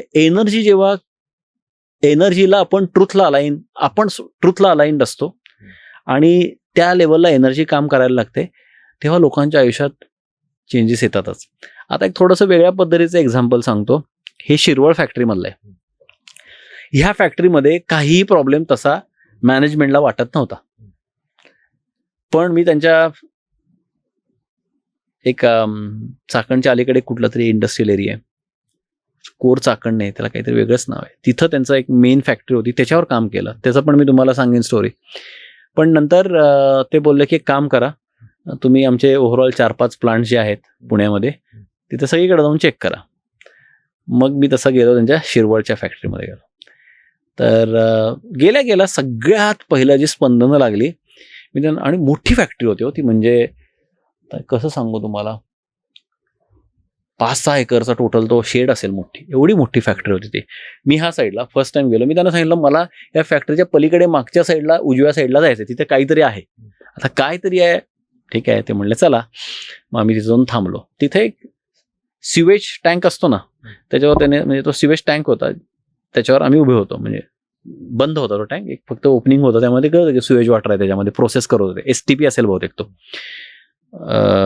तर तिथे आम्ही उभे होतो आणि मी म्हणलं मला इथे काही 2-3 बायका दिसत आहेत. मला पण कळलं ना की हॅल्युसिनेशन आहे माझं, काय कळत नव्हतं. मग जेव्हा थोडं ट्यून केलं तर तेव्हा एक एनर्जी पॉपअप झाली थोडी पुढे. मी अशी यंग बाई होती, साधारण 32-33 वर्षाची असेल असं वाटतंय मला.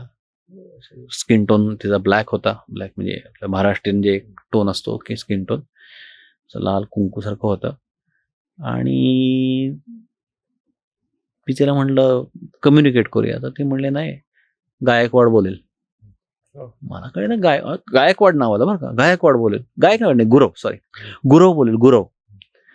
गुरव काय. मग माझ्यावरती बाजूला होते. त्यांना ते मी म्हणतोय मला, त्यांना आम्ही दुपारी सगळं किती 12:30-1ला आम्ही त्यांच्या त्या प्लांटवर तिथे मागे. मी त्यांना म्हणलं इथं गुरव कोण आहे. अहो नाही म्हणे, आत्ताच जो इथून गेला तोच गुरव आहे. म्हणलं त्याशी बोलायचं. म्हणलं त्याशी का बोलायचंय. म्हणलं मला आता जे येतंय ते मी फॉलो करूया आपण. म्हणून आम्ही त्यांच्या ऑफिसमध्ये गेलो. ह्यांनी त्या गुरवला बोलून घेतलं. म्हणे गुरव, ह्यांना तुमच्याशी बोलायचंय. तर त्याला त्या गुरवला पण कळेना काय झालं. मी म्हणलं गुरव, मला त्या बाईंनी तुमच्याशी बोलायला सांगितलंय. म्हणलं कुठल्या बाई. म्हणलं तुम्हाला माहिती आहे. मग त्याचा जरा थोडा फेशियल एक्सप्रेशन चेंज झाले. म्हणलं तुम्हाला काय माहिती आहे.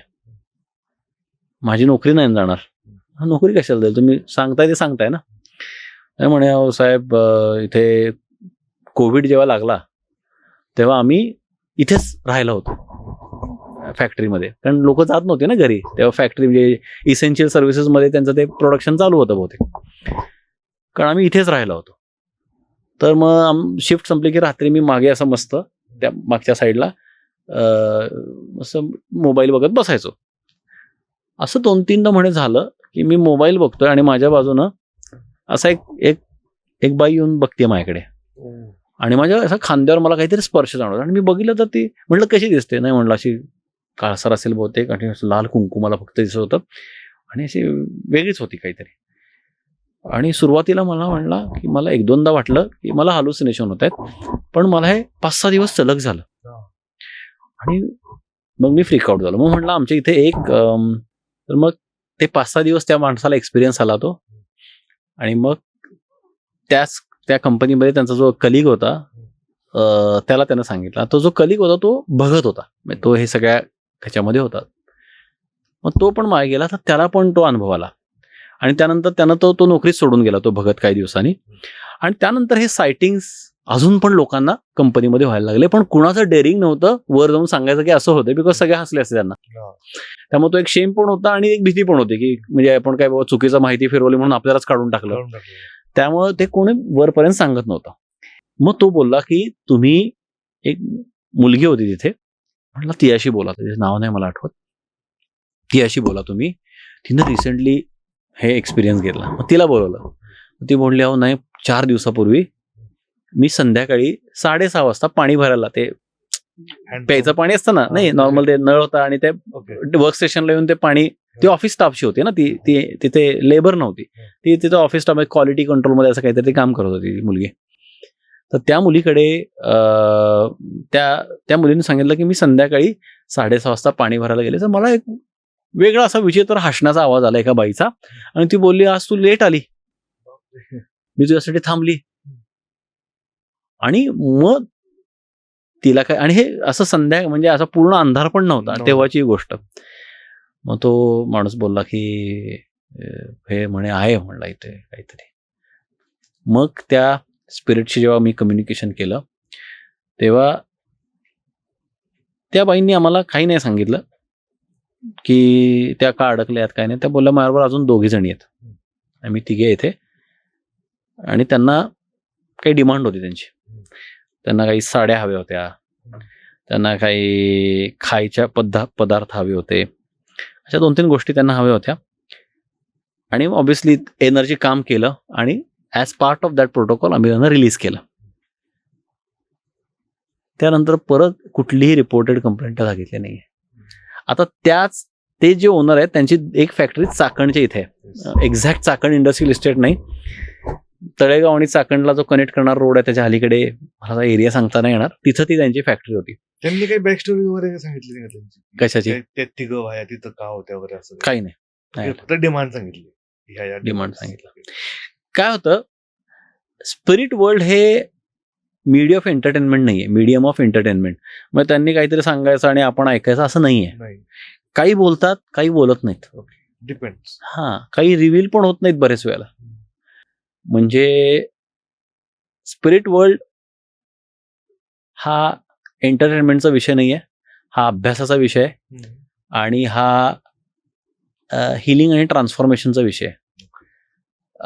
त्यामुळे त्यांच्याशी जाऊन नुसत्या गप्पा मारल्या आणि मग त्यांनी असं नाहीत करत.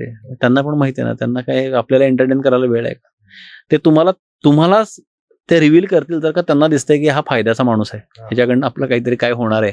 अदरवाईज ते रिव्हील नाही होणार. मग रिव्हील कशा, की मग मी कुठनं आले, मी कुठल्या गावची, मग मला काय झालं, नाही सांगत. जेव्हा सांगतात तेव्हा सांगतात. कधी कधी त्यांना ते सांगण्याची गरज वाटत नाही.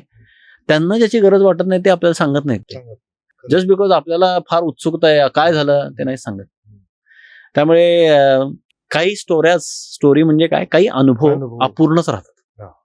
म्हणजे त्याला तुम्ही किती खोललं तरी तुम्हाला त्याला लॉजिकल क्लोजर्स देता येत नाहीत, कारण स्पिरिट हा एंटरटेनमेंटचा विषय नाहीये. तर त्या अजून एक फॅक्टरी त्यांची चाकण तळेगाव रोडला जिथे मी गेलेलो, तिथे त्यांचा प्रॉब्लेम होता की त्यांचं प्रोडक्शन एक टार्गेटला अचिव्हच होत नव्हतं त्यांचं. म्हणजे काय होत होतं, एखादी बॅच फेल जाईल, इक्विपमेंट बंद पडतील. बऱ्याचशा ठिकाणी अशा ठिकाणी काय असतं, तुम्हाला दिसेल हाय EMF असतो, आणि त्यामुळे जे मशीन्स चालतात त्या मशीनमध्ये अॅनोमलीज होतात. कारण हे सेमी ऑटोमेटेड ह्यांचे सगळे वर्कफ्लोज असतात त्या मोठ्या इंडस्ट्रियल युनिट्समध्ये. त्यामुळे तिथे कधी कधी त्यांचं, तो आपण काय म्हणू, मी काय त्यातला तज्ज्ञ नाही आहे, पण त्याचं जे काही सॉफ्टवेअर असेल किंवा त्याला जे काही ते लॉजिक चालवतं त्या मशीनला, दॅट गेट्स करप्टेड. तर जेव्हा इथे त्यांच्या त्या फॅक्टरीला गेलो तेव्हा त्यांनी मी बघितलं, तिथं फेरी वगैरे मारली. मी त्यांना म्हणलं मला 2 गोष्टी येत आहेत. म्हणलं ह्या गावचा जो कुलदेव आहे तो ज्योतिबा आहे का, गावाचा जो देव असतो ना. ते म्हणले मला माहित नाही. म्हणलं तुम्ही लोकल कोणीतरी आणा इथला, लोकल. मग त्याने एक लोकल तिथला आणला माणूस. हो म्हणला ज्योतिबा आहे म्हणला. म्हणलं जवळ जवळ आहे का मंदिर, जवळ आहे. ठीक आहे म्हणलं या ज्योतिबाचा फेरा या जागेत.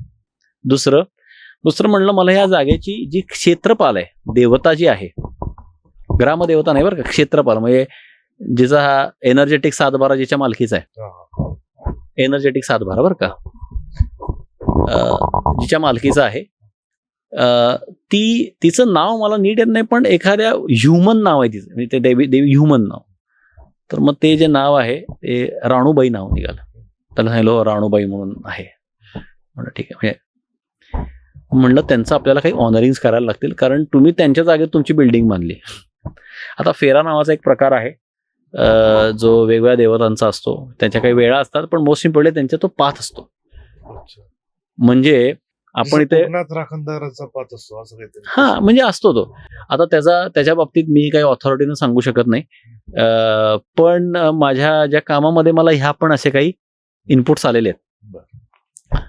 तर तो त्याचा हे आहे. तर म्हटलं ठीक आहे आपण ते बघू. आणि मग असं करता करता आम्ही यांच्या कसं होतं, ग्राउंड फ्लोअर होता आणि वर एक फ्लोअर होता. असे काही टिपिकल इंडस्ट्रियल युनिट्समध्ये काही अर्धा एक मेझानाईन फ्लोअर सारखं बनवलेलं असतं त्यांनी. तिथे वर गेलो, तिथे त्यांचे कॉन्फरन्स वगैरे होता, चहा प्यायला आम्ही ब्रेक बसलेलो.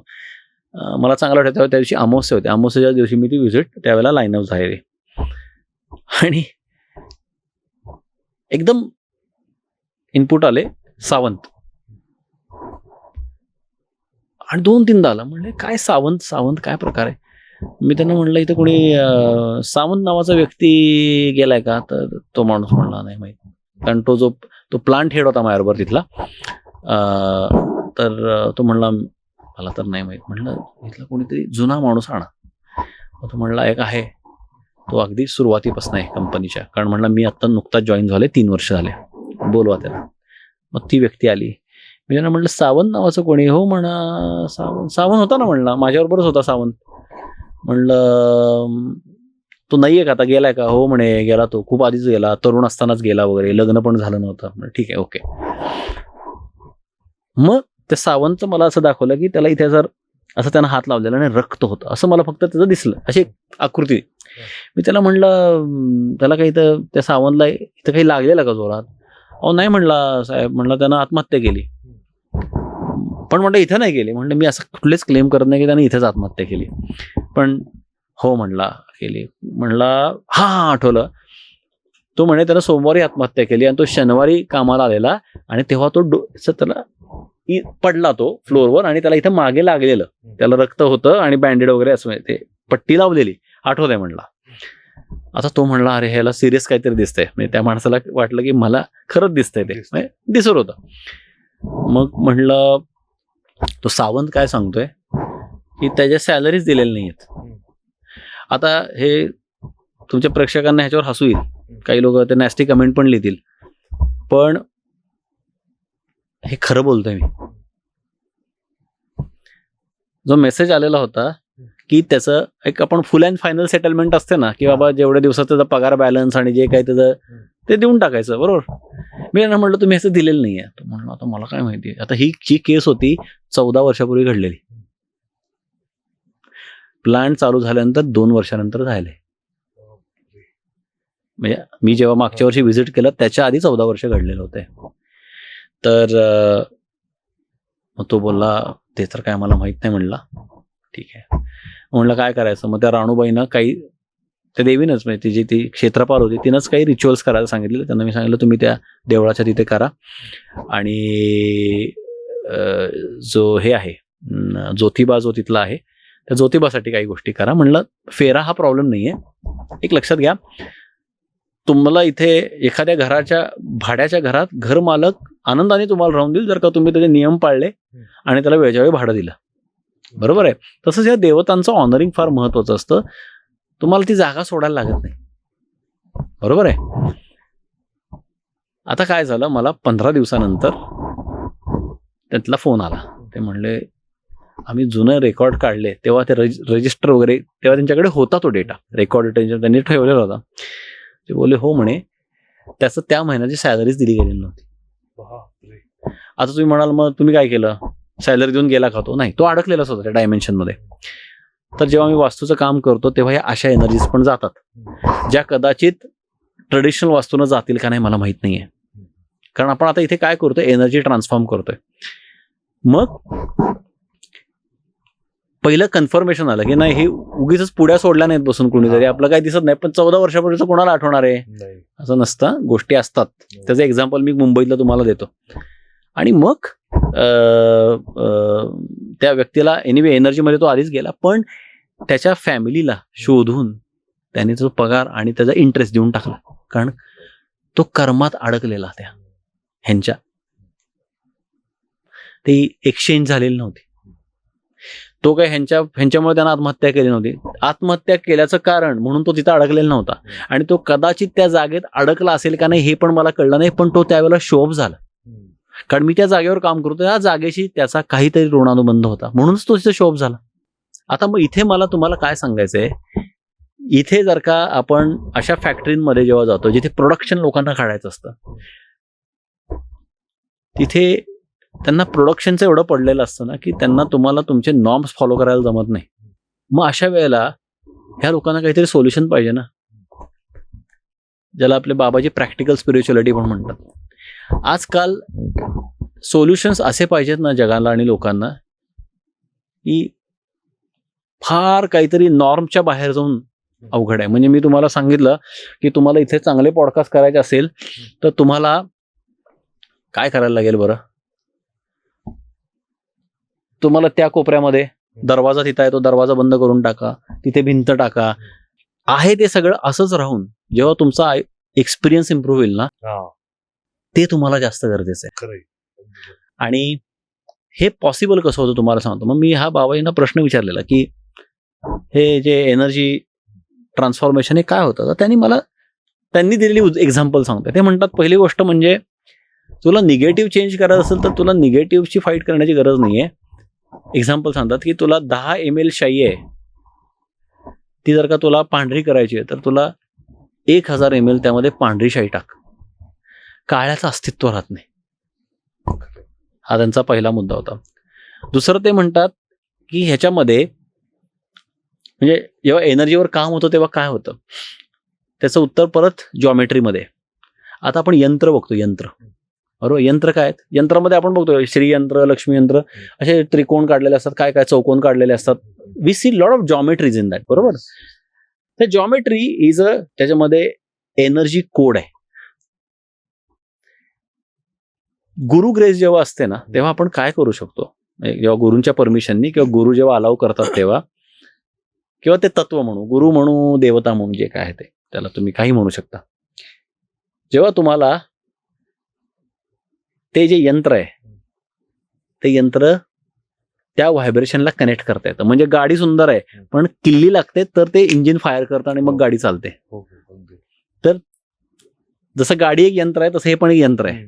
पण त्याला जसं पेट्रोलचं फ्युएल लागतं आणि तो स्पार्क लागतो, तसं जेव्हा त्याला कॉस्मिक कनेक्शन मिळतं तेव्हा त्या जॉमेट्रीज एनर्जीज रिलीज करतात किंवा अनलिश करतात. आणि त्या एनर्जीज तुम्हाला तुमच्या वास्तूमध्ये अँकर करता येतात. म्हणजे मी जेव्हा वास्तूची कामं करतो तेव्हा लोकांना प्री पोस्टसाठी त्यांना अगदी आधीचे चमचे आणा, तुम्ही तुमचं काय वाटेल ते आणा, त्याच्या एनर्जीज बघा, आणि झाल्यानंतर तुम्हाला पाहिजे ती वस्तू आणा आणि त्याच्या एनर्जी चेक करून घ्या. आणि मग त्या व्यक्तीला कळतं की अरे मला काहीतरी दिसतंय, असं एक गोष्ट चेंज झाली आहे, म्हणजे मला जे हे सांगताय चेंज झालंय त्याच्यावर मी थोडाफार विश्वास ठेवू शकतो सुरुवातीला. मग एनर्जी वर्क केल्यानंतर काय होतं, चेंजेस येतात. पण इथे one has to take this with pinch of salt. हे एक जाणीव ठेवून लोकांनी लक्षात ठेवायला पाहिजे. कुठलंही वास्तुवर्क तुम्ही केलं तर तुमच्या कार्मिक एंटायटलमेंट किंवा तुम्हाला जे मिळणं अपेक्षित आहे तुमच्या सोल प्लॅन मध्ये लिहिलं त्याच्या पलीकडे जाऊन तुम्हाला वास्तू पण देऊ शकत नाही. त्यामुळे ज्या लोकांना वाटतं की मी वास्तूची एनर्जी बदलली की माझा फॉर्च्यून पूर्ण चेंज होईल, काही लोकांचा चेंज होईल कारण त्यांच्या फॉर्च्यून मध्येच तेवढं आहे आणि वास्तू त्यांना खाली ओढून धरते. काही लोकांना काय होईल, थोडं वाढेल आणि तिथंच होईल. काही लोकांचं तेवढंच राहील. वास्तू हा आपल्या आयुष्यामध्ये बदल आणण्याचा इम्पॉर्टंट फॅक्टर आहे, पण तो एकमेव फॅक्टर नाही आहे. कारण मी काही ठिकाणी बघतो की आहे, खूप ठिकाणी चालू की वास्तूमध्ये बदल करा आणि आयुष्य बदलून टाका. जर का वास्तूचा इम्पॅक्ट असेल तर आयुष्य बदलेल, पण ते पण होत्याचं नव्हतं झालं म्हणजे काय, इन अ गुड वे, नव्हत्याचं होतं झालं म्हणतो ना आपण, तसं प्रत्येक केसमध्ये प्रत्येक माणसावर होणं गरजेचं नाहीये. आणि हे प्रत्येक वास्तुशास्त्रात जो माणूस काम करतोय ना, त्यानं हे त्या व्यक्तीच्या निदर्शनास आणणं गरजेचं आहे. आणि माझ्याकडनं मी तो प्रयत्न पूर्णपणे करतो. तुम्ही मुंबईचा एक किस्सा सांगणार होता. मुंबईचा, सो मुंबईमध्ये हे बोरिवलीचे एक विलेज काहीतरी असा प्रकार आहे, त्याला काहीतरी विलेज म्हणतात ती जागा. चारकोपच्या इथे कुठेतरी जागा, चारकोपच्या आसपास कुठेतरी आहे ते. तिथे माझ्या एका क्लायंटनी बोलवलं, मी तिथे गेलो. अतिशय प्रीमियम एरियामध्ये चाळ एक, चाळ म्हणजे कशी, असा जुन्या टाईपचे वाडे असतात ना, म्हणजे कसं तुम्हाला सांगू, साधारण एक 70-80 वर्षापूर्वी मुंबईमध्ये कशी घरं असते तसाच एक अजून एरिया. आणि त्या एरियाचं जवळजवळ क्षेत्रफळ मुंबईमध्ये चारकोप एरियामध्ये साधारण 2 एकरामध्ये ते असेल. त्याचे जे ओनर होते त्यांचं असं होतं की ते हात कोया मुंह लगा सिच्युएशन होती कित्येक वर्ष. म्हणजे काय, एक बिल्डर त्यांच्याबरोबर काम करत होता, तो कंटाळून गेला, दुसरा आला, तो कंटाळून गेला, आता तिसरा होता. दिसतंय गोल्ड माईन, पण हाताला फक्त कोळसे लागतात. म्हणजे काय, त्यांना काहीच वर्कआउट होत नाही. तिथे जे काही त्यांचे काही भाडेकरू होते, त्यांचे प्रॉब्लेम्स असतील, किंवा हे काही करायला गेले की ह्यांना फायनान्शियल अडचणी आल्या, आणि हा माणूस कंटाळलेला, हा माणूस स्वतः बिल्डर, आणि ते पार्टनरशिपमध्ये त्यांना करायचं होतं, पण ते काही केल्या होत नव्हतं. मग त्यांनी मला बोलवलेलं, मी तिथे गेलो. त्या जागेच्या ऊर्जा चुकीच्या लागल्या ह्या इन्स्ट्रुमेंटवर मेजर केल्यानंतर तुम्हाला त्या ऊर्जा चुकीच्या का लागतात हे कळणं गरजेचं आहे. कारण कॉज अँड इफेक्ट रिलेशनशिप जोपर्यंत चेंज होत नाही ना, तोपर्यंत ती जी एनर्जी चेंज झालीये, ती एनर्जी किती काळ तशाच अवस्थेत राहील ते सांगता येत नाही. आता तुम्ही म्हणाल, तुम्ही आता हे काय बोलताय, तुम्हाला समजून सांगतो. जोपर्यंत कॉज अँड इफेक्ट रिलेशनशिप पूर्णपणे चेंज होत नाही, किंवा ते तुटत नाही, डिझॉल्व्ह होत नाही, ट्रान्सफॉर्म होत नाही, तोपर्यंत आता तुम्ही हे करेक्शन केलं इथं, पण ही करेक्टिव्ह ऍक्शन जर का झाली नाही, तर हे जे ओपन राहते तिथून परत करेक्शनची वेळ यायला लागते. आलं का लक्षात, समूळ नष्ट व्हायला लागते इथे. तर त्या जागेमध्ये एनर्जी चुकीच्या कळत होत्या, पण त्या काय ते कळणं गरजेचं होतं. आणि मग जेव्हा त्या एनर्जीला टॅप केलं गेलं तेव्हा, आणि हे जे माझे क्लायंट होते त्यांचे जे आजोबा होते तेव्हा ते साधारण 93-94 वर्षाचे होते, पण त्यांची मेमरी इंटॅक्ट होती. ऑब्व्हियसली वृद्ध झालेले होते, पण हॅल्युसिनेशन मध्ये नव्हते ते, त्यांना आठवत त्या गोष्टी, बोलून चालून व्यवस्थित होते. तर मग मी बघत होतो, आणि मी त्यांच्या एका किचनमध्ये गेलो. तिथे त्यांनी चहाला बोलवलं, किचनमध्ये त्यांच्या गेलो, आणि मी त्यांना म्हणलं, ह्याच्या खाली तळघर होतं का बाय एनी चान्स? ते माझे क्लायंट बोलले, नाही काय म्हणे, आम्ही हेच बघतोय, आम्ही ह्या घरात राहिलो, नंतर मग आम्ही दुसरीकडे टावरमध्ये घर बांधलं, पण बरं म्हणलं ठीक आहे. मी त्यांना म्हणलं, हे इथं तळघर होतं आणि पुढपर्यंत होतं, आणि त्या तळघरामध्ये तांत्रिक क्रिया चालायच्या, आणि त्याला रावण तंत्र हा शब्द माझ्याकडे मला आला. तो मी त्यांना म्हणले, रावण तंत्रातल्या तुमच्याकडले, म्हणलं रावण तंत्रातले साधक होऊन गेले, म्हणजे ते तंत्र प्रॅक्टिस फॉलो करणारे फॅमिलीमध्ये. हा, आणि म्हणलं तुमचे जे आहे ते शैविझम तुमच्याकडे, आणि त्यांच्या असा मोठा दत्तात्रयांचा फोटो होता. आता ह्याच्यामध्ये मला कोणाच्या भावना दुखवायच्या नाहीयेत, पण प्रत्येक फॅमिली एका ठराविक एनर्जीला अलाइंड असते. तर हे आता दत्तात्रयांचं करत होते. मी त्यांना म्हटलं, पण तुम्ही दत्तात्रयांचं करताय चांगलं आहे, पण तुमचे जे काही एक कुलाचार जो होता, आणि तुमच्याकडे ज्या काही पद्धतीनं लोकांनी साधना केलेल्या आहेत, त्या शिवाच्या एनर्जीशी कनेक्टेड आहेत. हे त्यांना एक इनपुट आला म्हणून सांगितलं मी. तिथपर्यंत ठीक होतं. मग असं थोडं त्यांच्या किचनमधनं मागे गेलो, असं मोठं एक झाड होतं, आणि असा एक मोकळा परिसर होता, फार मोकळा होता, काहीतरी असं त्यांनी अशा छोट्या छोट्या खोल्या बांधून लोकांना राहायला दिलेल्या, असं काय काय होतं. जेवढं त्यांना इन्कम काढता येईल तेवढं काढत होते त्या जागेतनं. आणि मी त्यांना म्हणलं, मला आता अशा अशा पद्धतीनं हे पुढचं सगळं लँडस्केप दिसतंय. उजव्या साईडला मला एक मोठं जांभळाचं झाड दिसतंय, त्याच्या बाजूला मला एक चर दिसतोय, त्या चराच्या बाजूला मला एक टॉयलेट सारखं दिसतंय मला. आणि ते म्हणते काय दिसतंय? म्हणलं मला हे बहुतेक खूप जुनं तुमचं 100 वर्षापूर्वीचं वगैरे घर दिसतंय. ते म्हणले आता लोकांना वाटतं आता काय हॅल्युसिनेशन असेल याचं, मला पण वाटतं हॅल्युसिनेशनच असेल. मी त्या आजोबांना विचारलं, म्हणलं ह्यांना काय आठवत असेल का? ते म्हणजे विचारून बघूया.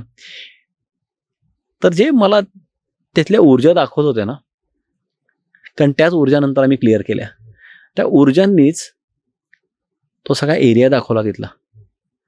आणि त्या आजोबांनी ते कन्फर्म केलं, हो म्हणे इथं एक जांभळाचं झाड होतं आणि ते जवळजवळ 1930-35 पर्यंत होतं. ते म्हणले हो तिथे टॉयलेट होतं. ह्या तिथे जे दिसत होतं त्यातल्या बऱ्याचशा गोष्टी त्या आजोबांनी कन्फर्म केल्या की नाही ह्या अशा अशा गोष्टी आमच्या इथे होत्या. तर त्या कुळातले तंत्र करणारी लोक त्या जागेत अडकली. त्यांनी स्वतःला तंत्रात बांधून घेतलेलं तिथल्या. सो त्या रिडिंगमध्ये एक गोष्ट समोर नक्की आली की त्या जागेमध्ये त्यांचे जे काही पूर्वज होते त्यातले काही लोक त्या रावण तंत्रामध्ये ते स्वतःलाच त्यांनी अडकून घेतलेलं. आता ह्याचं मी पुढे इन्व्हेस्टिगेशन नाही केलं की ते रावण तंत्र काय, मग ते का अडकले, आणि ती इन्फॉर्मेशन नाही आली. पण रिझल्ट्स खूप मॅटर करतात नंतर. मग आम्ही त्या तिथले एनर्जीज क्लिअर केल्या. त्या जागेचे देवता कसं असतं, जेव्हा एव्हिल एनर्जीज एखाद्या जागेत ॲक्टिवेट असतात किंवा निगेटिव्ह एनर्जीज, तेव्हा पॉझिटिव्ह एनर्जीज साईडलाईन्ड असतात.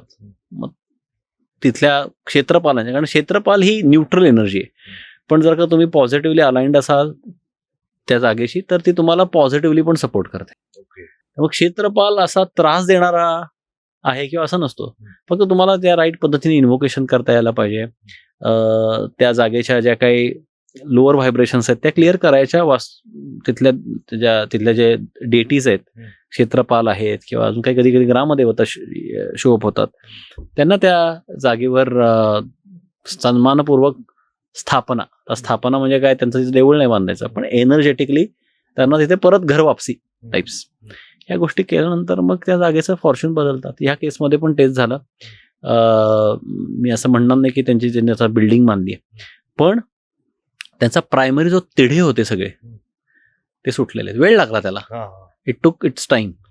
पण एनर्जेटिक इश्यू असतो तेव्हा काय असतं, जेवढं सॉल्व्ह करायला जातो तेवढं घट्ट व्हायला लागतं. ते त्यांचं सगळं प्रकरण हलकं झालं, सोपं झालं, आणि आता त्यांना मार्ग निघतायत त्यातले. अजून तिथे बिल्डिंग झाली नाहीये, पण होईल ती.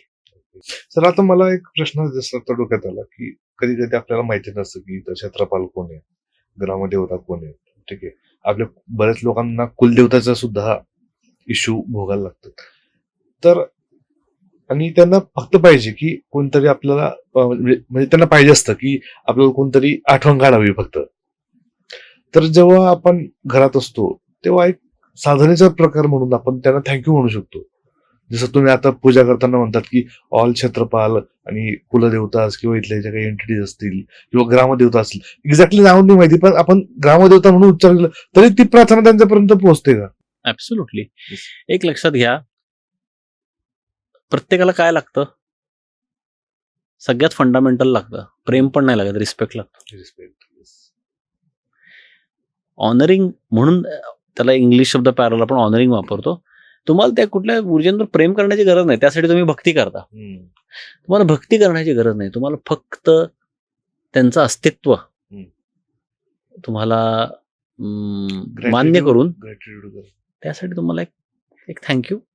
कधी कधी काही देवतांना त्यांचं काही ऑफरिंग लागतात. म्हणजे मी नुसतं चेतनजींना म्हणलं तुम्ही छान आहे, पण त्याच्याऐवजी चेतनजींना गुलाबजाम आवडले म्हणून मी गुलाबजाम आणून दिले, तर तुम्हाला खरं वाटतं की मला तुम्ही आवडता, म्हणजे as a human I like you. तर त्या पद्धतीनं मग त्याच्यासाठी मग रिच्युअल्स करू शकता तुम्ही.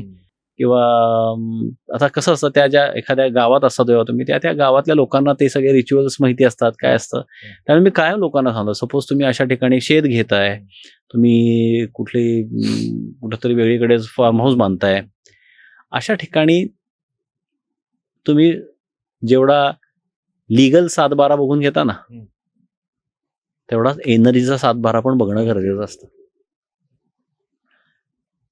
प्रत्येक वेळेला त्रास होईल का गरजेचं नाहीये, पण त्रास होऊ पण शकतो.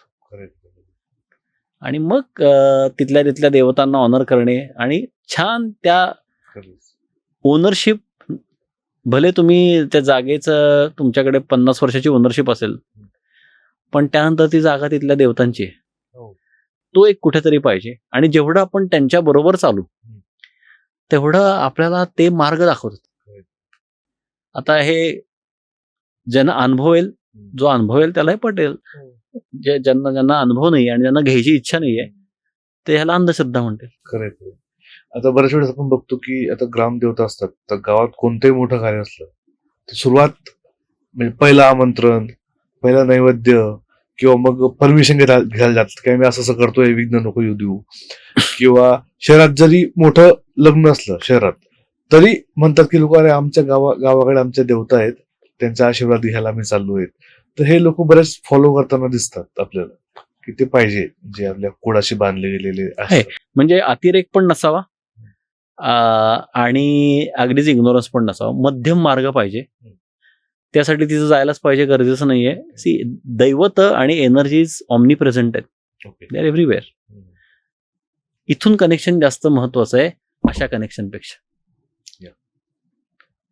त्यामुळे हा एक माझं लोकांना खूप असतं, कारण मी काही केसेस बघितल्या अशा की ज्याच्यामध्ये त्या व्यक्तीच्या आयुष्यात एवढा हॅवॉक येणं, एवढे त्रास होणं गरजेचं नव्हतं, कारण त्याचे कार्मिक एन्टायटलमेंटमध्ये ते नव्हतं. पण मे बी घरातल्या एखाद्याच्या व्यक्तीची एनर्जी त्यावेळेला डिप्लेटेड होती, ते त्यावेळेला ते डिसिजन घेतले झाले. त्यामुळे काही लोक इनोसंट असतात अशा सफरिंग्स मध्ये, म्हणजे they don't deserve to go through this sufferings, पण तरी सुद्धा वास्तूमुळे सफर करतात.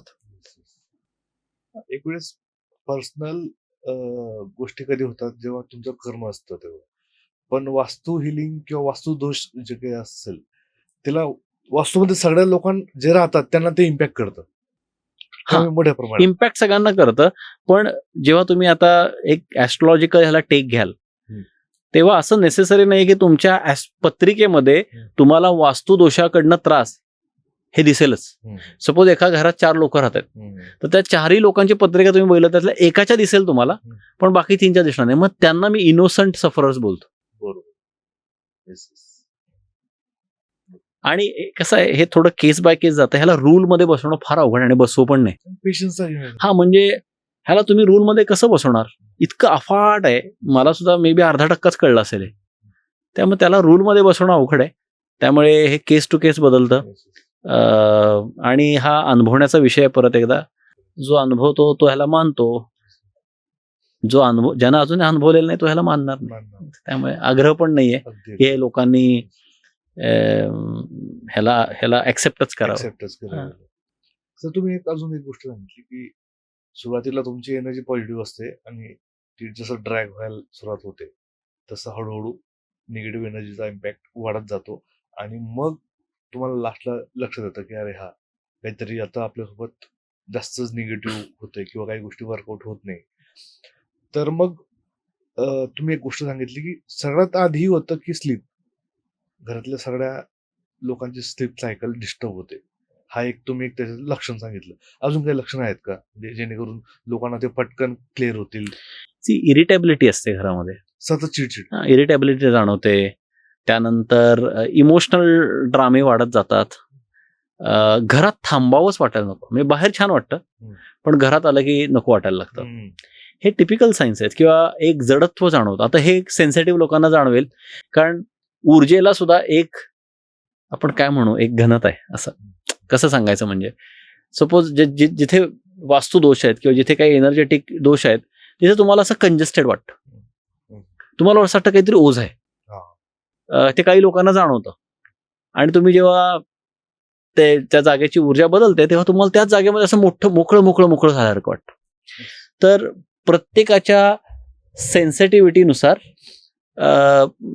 काही लोकांना काही गोष्टी जाणवतात, काही लोकांना काही वेगळ्या पद्धतीच्या जाणवतात, काही लोकांना काहीच जाणवत नाही. पण जाणवत नाही म्हणून इम्पॅक्ट होत नाही असं बिलकुल होत नाही. ते इम्पॅक्ट येतात असते.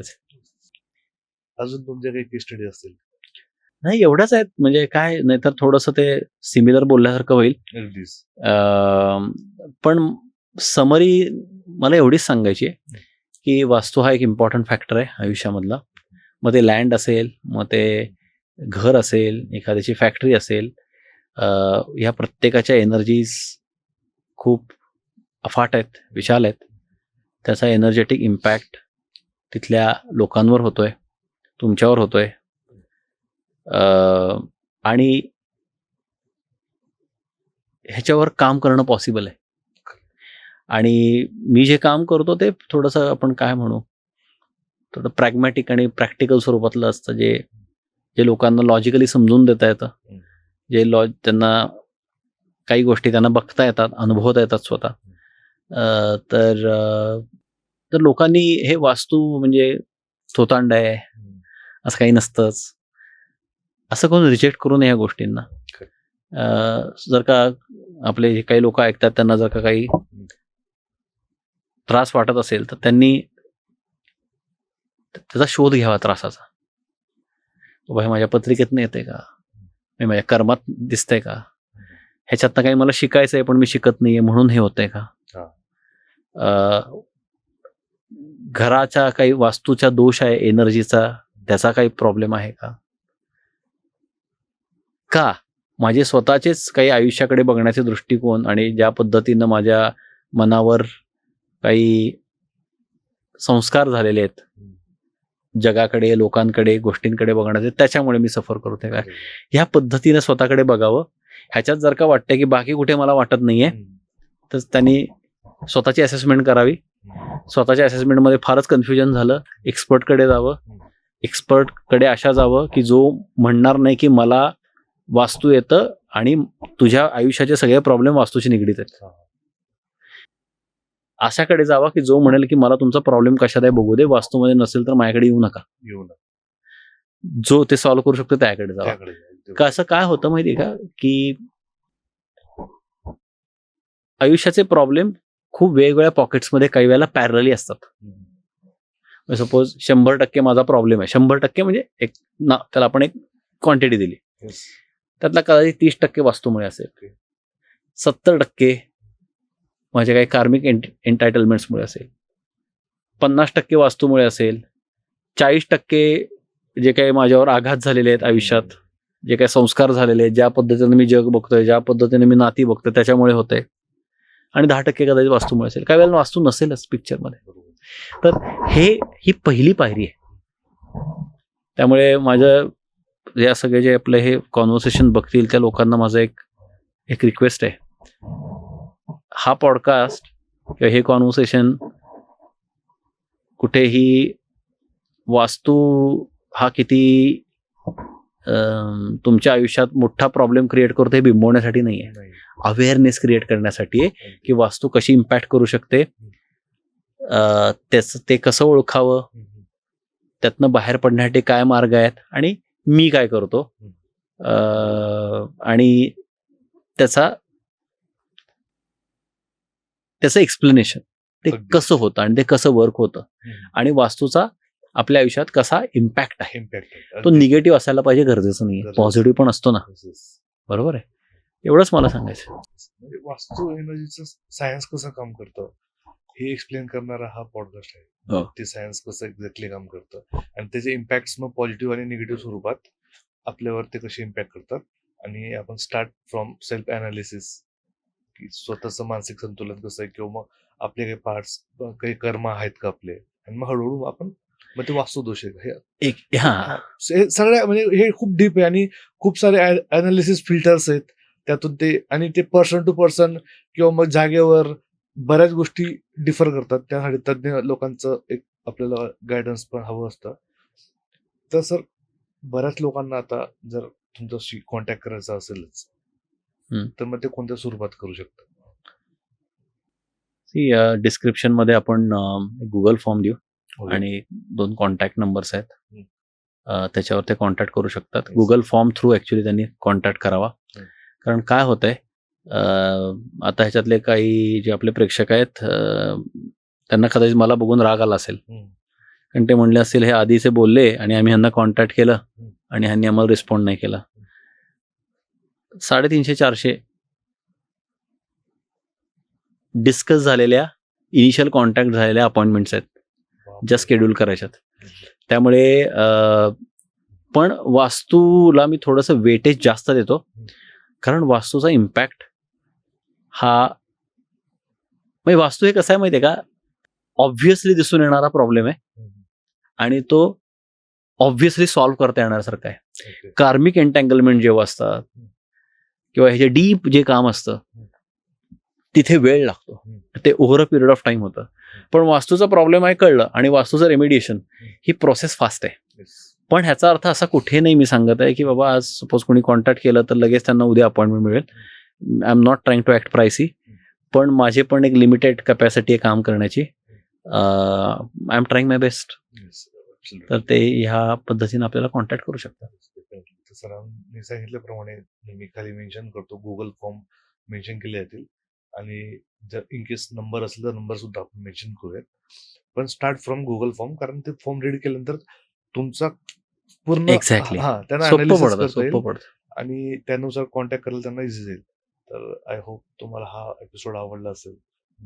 मला सर खूप माहितीपूर्ण हा एपिसोड वाटला आणि आमच्या नॉलेजमध्ये भर झाली. आता हे नवीन सायन्स कसं काम करतं आणि आपल्या आयुष्यावर त्याचे काय इम्पॅक्ट होतात हे आम्हाला तुमच्याकडनं खूप सोप्या पद्धतीने जाणून घ्यायला खूप आवडलं.